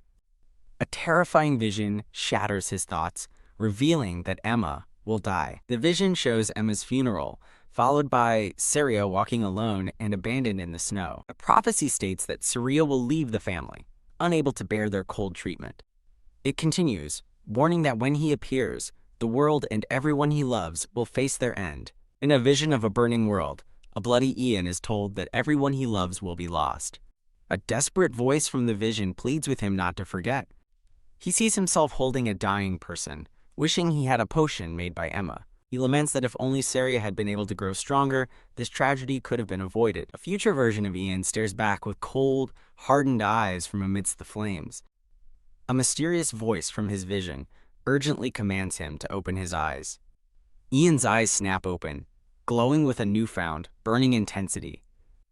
The voice urges him to wake up so that he won't lose those important to him. Back in the present, the blonde woman muses that perhaps she was a bit too harsh. Shaking off the thought, she declares it's survival of the fittest, only to cry out in surprise. Swoosh!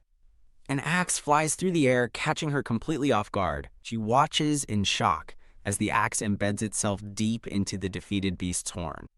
Gah! The blue-haired man, held by her subordinate, suddenly screams in agony. Ian spits out blood, having seemingly paid a price to free his ally from the dark-haired man's grip.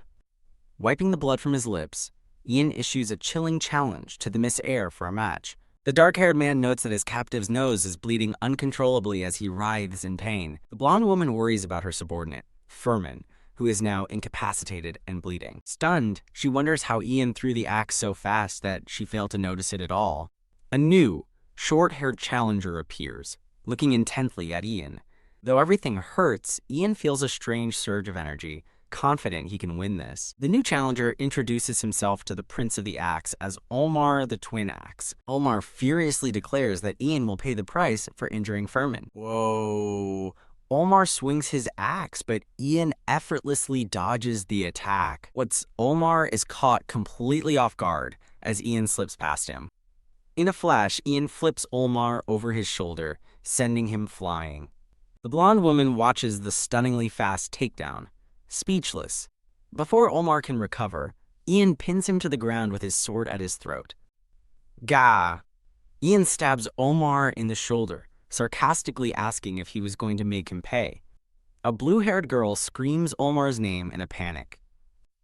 Enraged, she readies herself for battle, shouting, "All right then, bring it on." Ian twists his blade deeper into Olmar's shoulder. The blue-haired girl swears to riddle him with holes for what he's done. Ian deftly dodges a swarm of glowing blue daggers launched by the girl. Using her wand, she telekinetically controls a spiraling vortex of swords. The spinning swords rain down from above, aimed directly at Ian. She scoffs at his attempts to escape, calling them ridiculous. Her confidence wavers as she sees her attack has failed. A stray blade gashes the blonde woman's leg as she realizes with shock what technique he used. Kaya! The blue-haired girl screams, seeing Ian used his axe to change the sword's trajectory. Terrified, she falls back, begging him to stop and stay away. Ian stands menacingly over the defeated blue-haired girl. He looks on impassively as the blonde woman demands to know how he used that technique. She insists it must be a secret technique that's impossible for normal people to learn. She demands an explanation, but Ian ignores her, retrieving his sword from the ground. His eyes glowing with power, Ian issues a simple, chilling challenge. Let's fight. The challenge echoes across the clearing as they face off. The blonde woman tells the Prince of the Axe not to avoid her question. She accuses him of using the Holy Kingdom's secret jujutsu and asks if he was taught in the sword circle. Ian remains silent, his expression cold and unreadable. Memory reveals a core teaching: movement in stillness. A younger boy in a hood seems confused by the concept. His master explains it's the core principle of the sword circle's teachings, where motion and stillness become one. The lesson continues, instructing him to observe the world to see the union of moving and unmoving things. Only by feeling them as one can the first step toward movement and stillness be taken. The student asks the obvious question, so how do you do it? Back in the present, Ian tells Senior Delphine she's mistaken, as the sword circle's techniques are forbidden to outsiders. Unconvinced, Delphine's sword glows with golden power as she vows to force him to spill the secret. She lunges forward with incredible speed. Delphine unleashes a furious flurry of golden sword strikes. Ian struggles to defend himself, cursing the fact that he can only fight with one hand. He grunts, barely blocking her ferocious, overpowering assault. Ian deflects her blade, creating a momentary standoff. Delphine smirks, seeing through his tactic and declaring his intentions are obvious. She prepares a new attack, describing it as multiple paths drawn simultaneously like a lion's claws. She unleashes her ultimate technique, Golden Lion Sword. A massive wave of intersecting golden slashes tears through the forest towards Ian. Delphine smirks confidently, asking the Prince of the Axe if he truly thinks he can defeat her. His eyes blazing with golden light, Ian grips his axe, ready for the challenge. Dismissing her attack as nothing, Ian vows to defeat her and tells her to bring it on. He charges forward, closing the distance between them in an instant. What?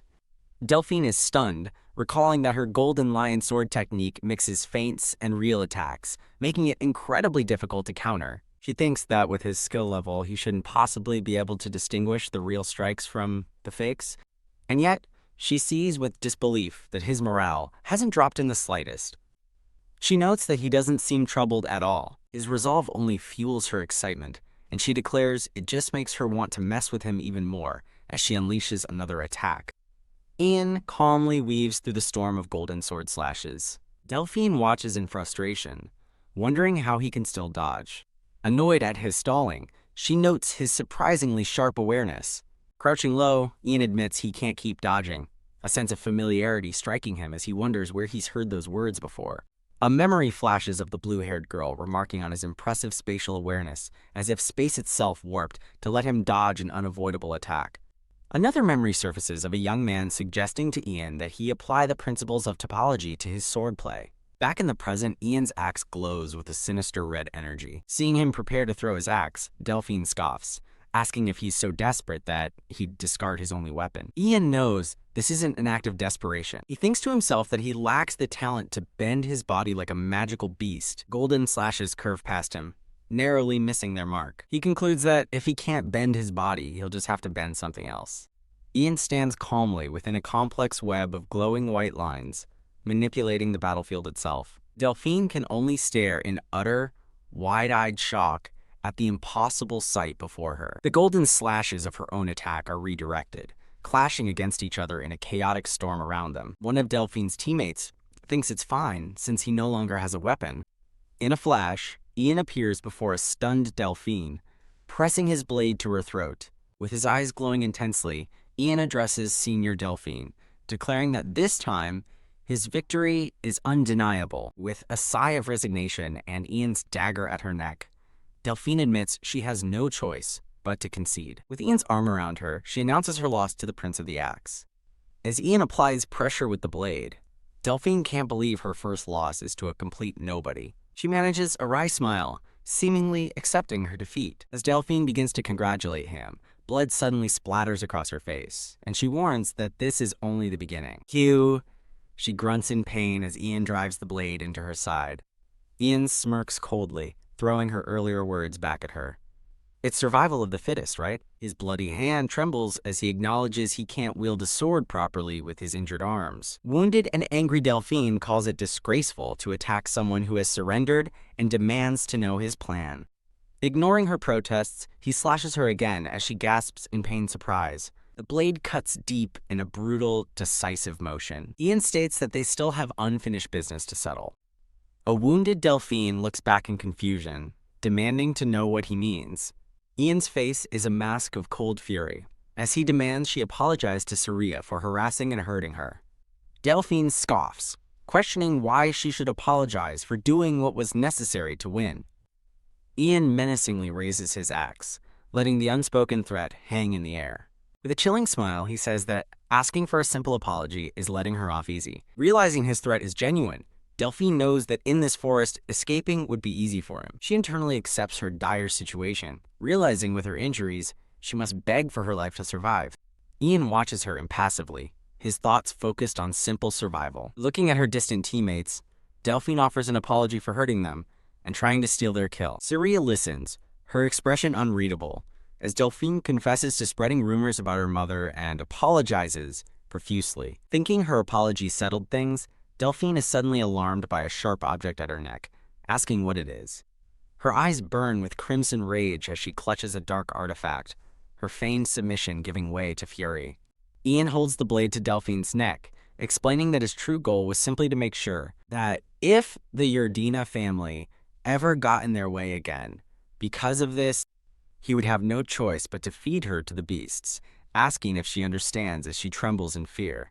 In the quiet of the forest, a defeated Delphine whispers her compliance. The scene shifts to an academy ceremony, where an announcer prepares to reveal the winners of the hunting festival. In the bustling crowd, a blue-haired student confidently tells his friend that Delphine Yardina's team is sure to be the winner. A nearby girl corrects him, revealing that Delphine's team was evacuated from the event. On stage, an old wizard praises the over 500 students who participated in this year's festival. He sobers the mood, explaining that the festival faced a dangerous situation where many could have become victims. Ian's group watches from the crowd, wondering what the headmaster is talking about. The wizard gestures to a massive, slain beast, announcing that a grave threat was eliminated by brave students. The colossal, bloodied corpse of the monster looms menacingly behind the old wizard. He declares that he will now call out the names of the heroic winners. A young woman with a witch's hat is revealed as the first winner. Next, Celine Haster, a second-year student from the Knights Division, is announced. The third winner is revealed to be Saria Yardina, a second year from the Swordsmanship Division. As the team's representative is called, Saria worries, recalling her warning to Ian not to sustain any more injuries. Ian stands proudly on stage, his arm bandaged, as the announcer reveals their reward will be 4 bottles of dragon blood. The crowd buzzes with jealousy over the Imperial family's prized item, noting how battered the winning team looks. Ian considers the beast's value, thinking he would rather use the 10,000 gold to save someone named Emma. He decides he must share the reward, but an unseen teammate tells him he deserves the most credit and can decide what to do. A witch hat girl named Elsie says the Ranellas are too rich to care about the gold, and Sarah agrees, leaving the decision to Ian. Celine says winning the festival was enough for her and he can do what he wants with the prize, prompting Ian to ask if they're all sure. As fireworks erupt, the crowd begins to chant for the Saintess. A beautiful, white-haired woman in a holy dress, flanked by 2 attendants, looks up in surprise, wondering if they mean her.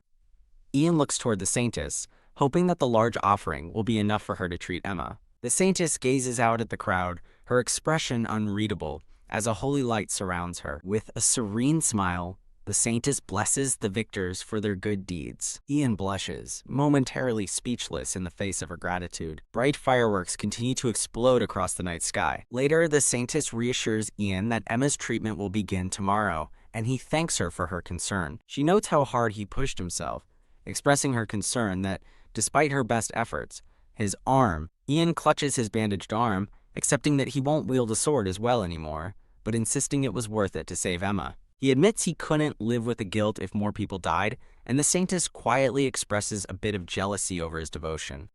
The Saintess gently touches his cheek, smiling as she says that she supposes this selflessness is just who he is. Proposing a secret between them, she places a small, glowing red orb in his hand. A brilliant golden light flashes as the Saintess's healing magic flows into Ian's injured arm. The healing completes, and Ian stares in shock, asking why she would use such a precious item on him. She smiles brightly, explaining that its value is precisely why it's a secret, and he nervously agrees he saw nothing. Ian thanks the Saintess one last time as she prepares to leave. She offers him a final, knowing smile before departing. Later, the team celebrates at a tavern, where an ecstatic Elsie eagerly chats with Ian.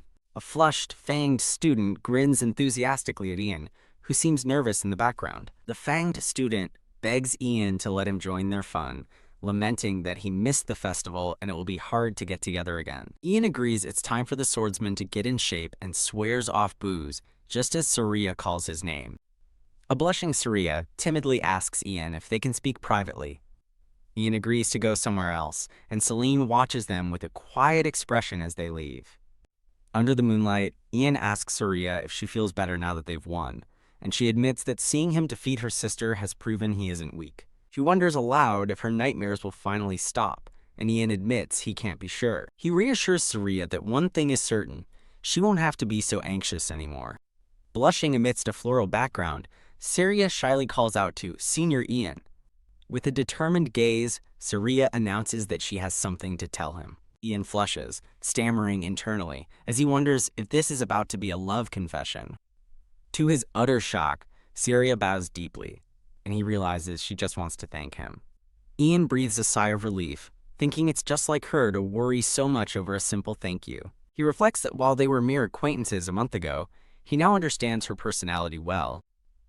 As he gently places a hand on her head, Saria admits she wanted to give him a gift but was too nervous. She looks up, presenting a beautiful pendant and explaining that it made her think of him. She reveals the pendant holds an image of a sepia flower, his mother's favorite, a gift that will last forever.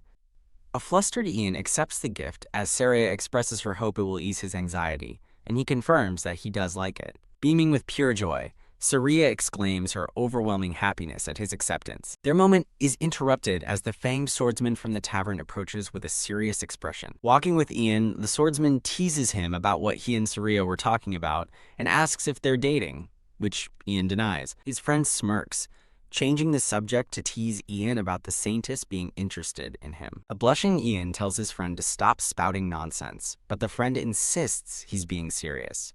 The friend warns that at this rate, all the girls in the academy will fall for him, an idea Ian dismisses as ridiculous.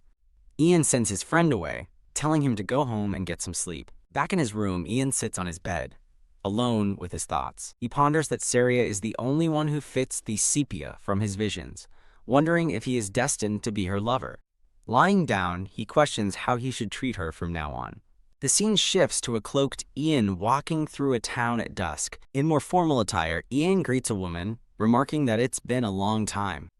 The woman bows respectfully, replying that it is an honor to see him again. Ian asks about the Eastern Front, and the woman confirms the situation is unchanged. She delivers a grim report. They are losing soldiers, supplies are dwindling, and the enemy is growing stronger as the situation worsens. Overlooking a scene of battlefield carnage, Ian's voiceover states he's doing everything he can in the capital. His expression is grim as he acknowledges that the Western and Northern fronts are also in trouble. The woman points at something on her desk, and Ian looks over with a questioning gaze. She gravely warns him that Delpharm is coming, leaving a shocked Ian to wonder what she means. A desperate thought echoes through the darkness. We can't hold out any longer. Gasp! Ian jolts upright in bed, waking from the intense nightmare. Grabbing a bottle, he complains about his pounding headache and hangover. He suddenly stops, looking around his room with a puzzled expression. His eyes fall upon a letter with a red wax seal on his desk. He reads the letter from his future self and realizes with dread that its arrival means another incident is about to happen. The letter mentions an orphanage field assignment after the hunting festival, cluing him into the next major event.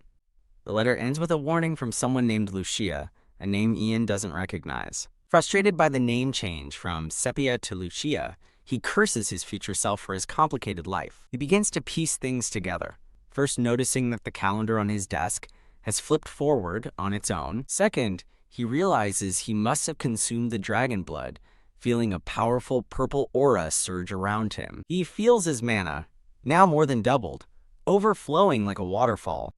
A sudden chilling thought hits him as he realizes how much time must have passed. He rushes to the grand cathedral. Thump, thump. He knocks on the door, calling for the saintess. Walking through the halls, he's relieved that no one is acting strange, hoping nothing has gone wrong yet. Just as he relaxes, a door clicks open directly in his path. A brilliant burst of teal light erupts from the open doorway, catching him completely off guard. Cue.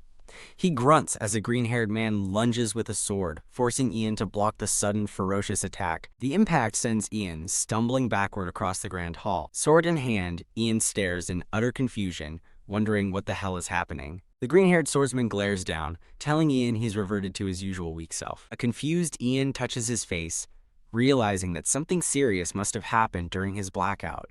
In a grand, disheveled parlor, the Saintess and the green-haired swordsman sit opposite a baffled Ian. The Saintess glares silently with her arms crossed, while Ian sits speechless, sensing the tension. Ian's thoughts drift to the wreckage, noting signs of a fierce battle throughout the room. He reasons that since the mess hasn't been cleaned, the fight must have been very recent. The Saintess looks down, wondering with dawning horror if she was the one who caused the destruction. She asks Ian if he truly doesn't remember anything from the past week, and he nervously confirms it's true. She slams the table, refusing to believe him, while he insists he's telling the truth. Ian swears on the goddess that he can't remember, but the Saintess accuses him of playing dumb. The Saintess snaps her fingers, accusing him of using classified information as a pretext to get what he wants, leaving Ian utterly lost. Using her divine power, she summons the sealed letter, demanding to know what he meant by classified information and organization. Ian stares at the letter, dumbfounded, wondering why he would have ever asked for such a thing. His eyes catch the word orphanages on the page, triggering a fragmented memory. In a flashback, Ian presents a file to the Saintess, vowing to make good use of it, as she questions his intentions. Looking away, the past Ian remains defiantly silent. Annoyed, the Saintess asks if he's saying she doesn't need to know his plans. A voiceover from the Saintess echoes her disappointment. All the kindness I've shown you up until now has been a waste. Her face hardens with resolve as she declares, I'm done here. The Saintess turns and walks away, leaving a stunned Ian alone in the ruined room. As Ian watches her go, utterly bewildered, the green-haired swordsman calls out his name. The swordsman observes that Ian seems like he was possessed, a word that only adds to Ian's confusion. He concludes that if Ian has truly lost his memories, it would explain his bizarre behavior. Realizing he must have fought, Ian nervously asks the swordsman Urin if he was the one who destroyed the parlor. Urin points to his shoulder, asking incredulously if Ian doesn't even remember slashing him. A sweat-dropping Ian begs for an explanation, and Urin reluctantly agrees to tell him what happened. Urin begins his story, recalling that when he arrived, the atmosphere between Ian and the Saintess was already tense. The flashback reveals a cold, confident Ian greeting the Saintess. This different Ian apologizes for the difficulty in meeting alone before getting straight to the point. He requests information regarding Eastern orphanages that are experiencing financial difficulties. Ian questions how this could happen when they are supposed to be receiving support from the Holy Nation. The Saintess apologizes, stating that despite their friendship, she cannot simply hand over the Holy Nation's internal information. As she finishes her refusal, Ian pivots, asking about the well-being of Archbishop Angel. The Saintess is taken aback by the sudden change in topic. As Ian reveals, he's heard of plots to bring the Archbishop down. He deduces that if the conservative Archbishop is being targeted, it must be a move by the progressive faction. Ian offers to ignore her political scheming in exchange for the orphanage data, infuriating the Saintess with his audacity. Urin's narration reveals that the Saintess had only just started using Angel's corruption as leverage against him. Back in the present, Ian sips his tea, wondering how his other self could have possibly known all that. Urin continues, recalling how Ian warned that if they weren't careful, all their plans could be ruined. The possessed Ian declared they needed to find and stop anyone who leaked information. He ended his threat with a chilling promise to use force if necessary. With a quiet sigh, the past Ian finishes his tea. He sets the cup down and coldly challenges them. Bring it on. In an instant, Urin vaults over the sofa, drawing his sword to attack Ian. He swings his blade down swiftly, aiming to incapacitate his friend. Urin watches in disbelief, thinking Ian's reaction time shouldn't have been fast enough to avoid the strike. Bam! Ian effortlessly parries the attack with his own blade, his power flaring. Thrown off balance by the block, Urin stumbles backward. Katong! Their swords clash with furious energy, sending sparks flying across the room. As Urin regains his footing, Ian curses internally, realizing his counterattack has left him open. Urin reasons that his shorter, faster axe can't match Ian's speed. As a nervous Urin sweats, the possessed Ian glares forward, watched by a concerned Saintess. Empowered by the Saintess's buffs, Urin unleashes a powerful, glowing slash. You can't avoid this one, Urin yells as he swings. His attack is suddenly stopped, leaving a stunned Urin to stare in disbelief. SHHHK. What the? He exclaims, completely baffled by the turn of events. Yurin watches with grim focus as a strange grid-like pattern manifests in the air. He braces himself, thinking he can block whatever counterattack is coming. Yurin raises his blade to defend against Ian's swift counterslash. His eyes widen in shock as Ian's attack effortlessly breaks through his guard. Stunned, Yurin realizes Ian has just used the legendary sword circle technique. He stares in disbelief, unable to comprehend how Ian could know the sword circle.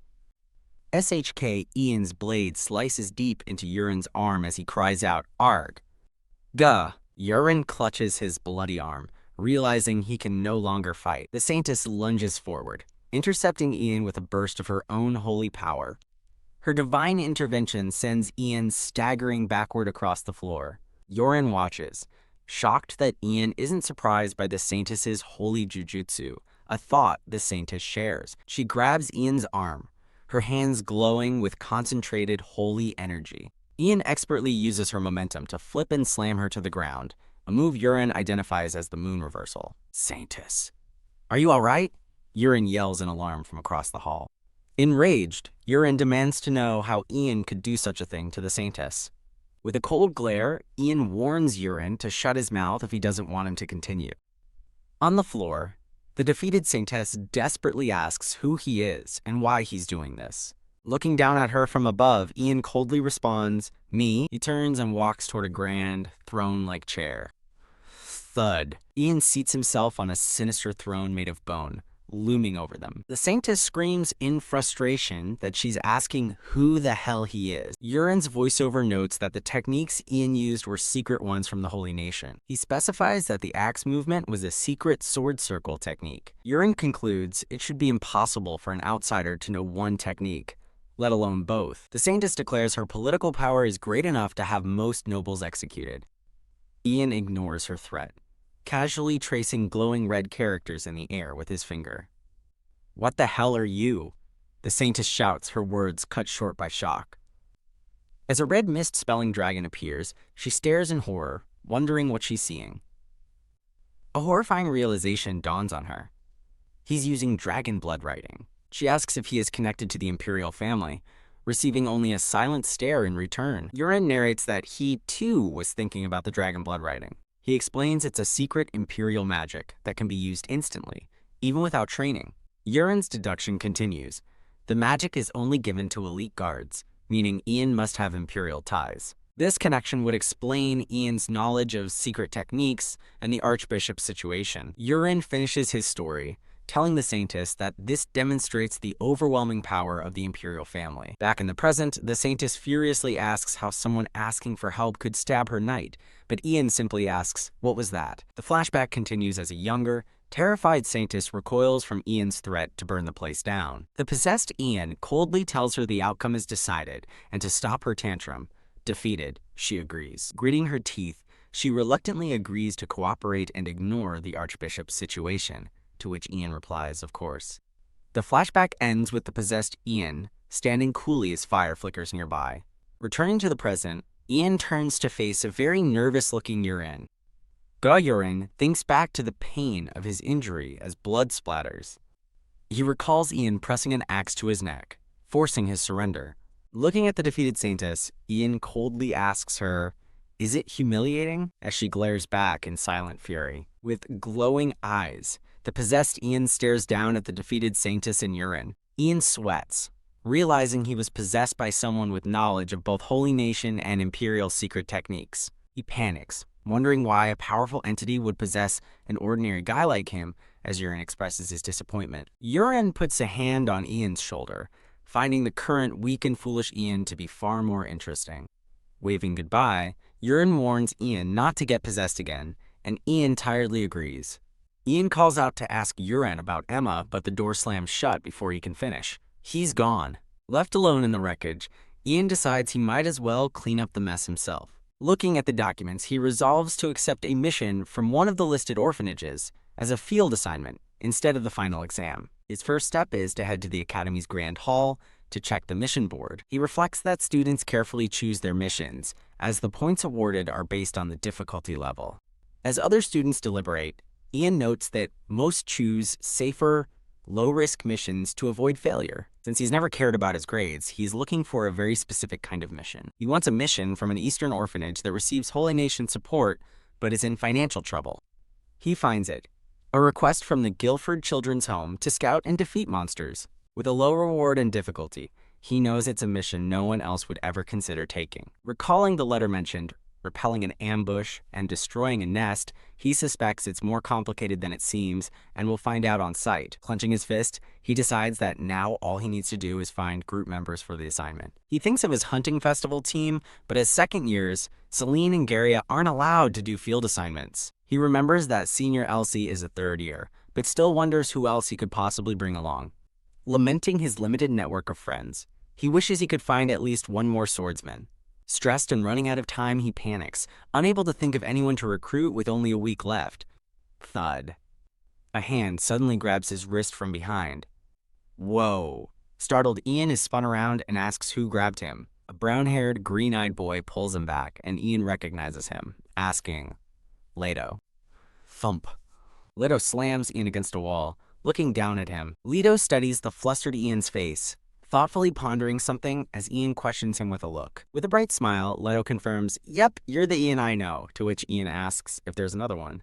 Leto gravely confirms there is, someone who looks exactly the same. Connecting the dots, Leto concludes that Ian's memory loss means he was possessed again. Ian realizes Urine said the same thing and asks Leto why he's being so direct about it. Leto explains that he talked to it a short while ago. He clarifies that he spoke to the future you who had taken on your appearance. Ian is stunned by the revelation, a shadow of his other self looming in his mind. In a flashback, Leto confronts the possessed Ian in an alley, asking who he is. The possessed Ian coldly introduces himself as Ian Purkis. The two young men stand face to face, in a tense standoff. The possessed Ian admits he's not the Ian Leto knows, but insists he is still Ian, just from a faraway place. Leto confirms his suspicion, pressing the entity on its claim to be Ian. To test him, Leto asks a deeply personal question about their friend Celine's childhood. The possessed Ian answers correctly and turns the tables, asking about the breakup between Leto and Ariel. Leto explains he was caught cheating, then asks another question about money he lost gambling. The possessed Ian answers correctly again, stating the exact amount of 200 gold. Leto's narration confirms the entity was able to answer every embarrassing question only the real Ian would know. He recalls that Ian's strange behavior started when he claimed to have a letter from the future. Leto directly asks the entity if it is truly from the future, receiving only a silent, knowing gaze in return. Finally understanding, Leto lunges forward, demanding to know what the entity plans to do with Ian's body. You bastard, he roars in fury. A narration explains that future Ian possessing present Ian erases the present personality, causing memory loss. Back in the alley, Leto furiously tells the entity not to take his anger personally. The possessed Ian effortlessly holds back a struggling Leto, telling him to shut up as Leto screams for him to let Ian go. The possessed Ian stares back with a cold, unreadable expression, completely unfazed by Leto's rage. The possessed Ian calmly explains he won't be there long, as he's only doing what is necessary. Leto angrily retorts, questioning how many times Ian will nearly die because of the entity's necessary actions. The possessed Ian gravely warns that if he doesn't act, everyone will die, leaving Leto stunned into silence. As he turns to leave, the entity cryptically tells a silent Leto that he's glad they met. Watching him go, Leto resolves that he can't let him leave without finding out why he's possessing Ian. He mulls over the entity's grim warning, wondering if returning to the past was really the only way. Leto walks on, determined to find some way to stop the damaging possessions. The possessed Ian quietly begins to explain his true motivations. His reason echoes with profound regret. Because I failed. Back in the present, a confused Ian asks Leto to clarify how his future self isn't the same as him. Leto teases Ian for getting hung up on details, admitting he doesn't know what his future self failed at either. Whoosh! Offering to demonstrate, Leto conjures a small flame on his fingertip. Using a visual aid, he explains a hypothetical future where a great fire causes many deaths. He shows that if his future self prevents that fire, the current Ian gets to live in a future where the disaster never occurred. Trying to grasp the concept, Ian asks if his future self just returns to the original tragic timeline. Leto confirms this is correct, explaining that the entity returns to the future where the accident happened. An image shows two versions of Ian splitting onto different paths of light. Leto concludes that they become two entirely different people, forever separated with different futures but a shared past. Ian still has a lingering question he can't resolve. He points out the contradiction. The letter he received promised a happy future, not the apocalypse his other self described. He sweats nervously, unsettled by the conflicting information about his fate. Leto calmly gestures with his flaming finger, assuring him there's an easy explanation. He theorizes the letter came from an already altered timeline, separate from the one the possessed Ian is from. Stunned, Ian realizes this creates another question. Which future did the vision in his dream come from? He wonders if each letter is from a different future, sent by a different person, with a different outcome. Overwhelmed by the number of futures interfering with his life, Ian is cut short as Leto reveals there's more to tell. Leto explains that after their conversation, the possessed Ian went into the forest to do something unknown. Ian connects this to the southern forest of the hunting festival, worried there's another hidden task he's unaware of. Panicking, Ian suddenly asks about Emma, making Leto realize Ian has no memory of the past week's events. Knock, knock. The scene shifts to someone at a door, and a female voice asks them to wait. Click. A red-haired girl, Emma, opens the door and is surprised to see Ian. Seeing him standing there, she asks if he's been discharged from the infirmary. Ian confirms he's out, and Emma invites him inside the grand building. He apologizes for being late, but Emma corrects him, stating that they already met. She describes how his eyes were different and quotes his cryptic words, asking if he truly doesn't remember. She tenderly takes both of his hands, her expression sincere. Emma reveals she heard about his sacrifice, giving up a monster core worth over 10,000 gold to save her.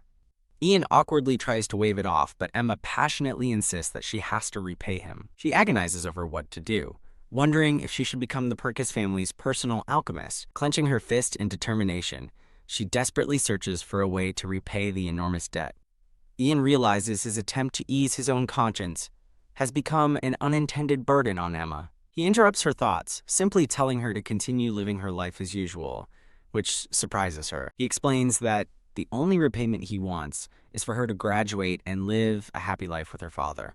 PFFT. Touched and amused by his simple kindness, Emma stifles a laugh. She bursts out laughing, leaving a completely bewildered Ian asking what's so funny. Wiping away a tear, she affectionately calls him a dumb softy and teases that his kindness could be taken advantage of. After Ian questions her teasing, Emma happily agrees to his terms and promises to live a good life to repay him. Now that the debt is settled, she brightly asks if there's anything she can do to help him. Ian takes the opportunity to ask if she remembers their old conversation about sending letters to the past. She recalls the conversation, and he vaguely explains he read in a book that even souls could travel back in time.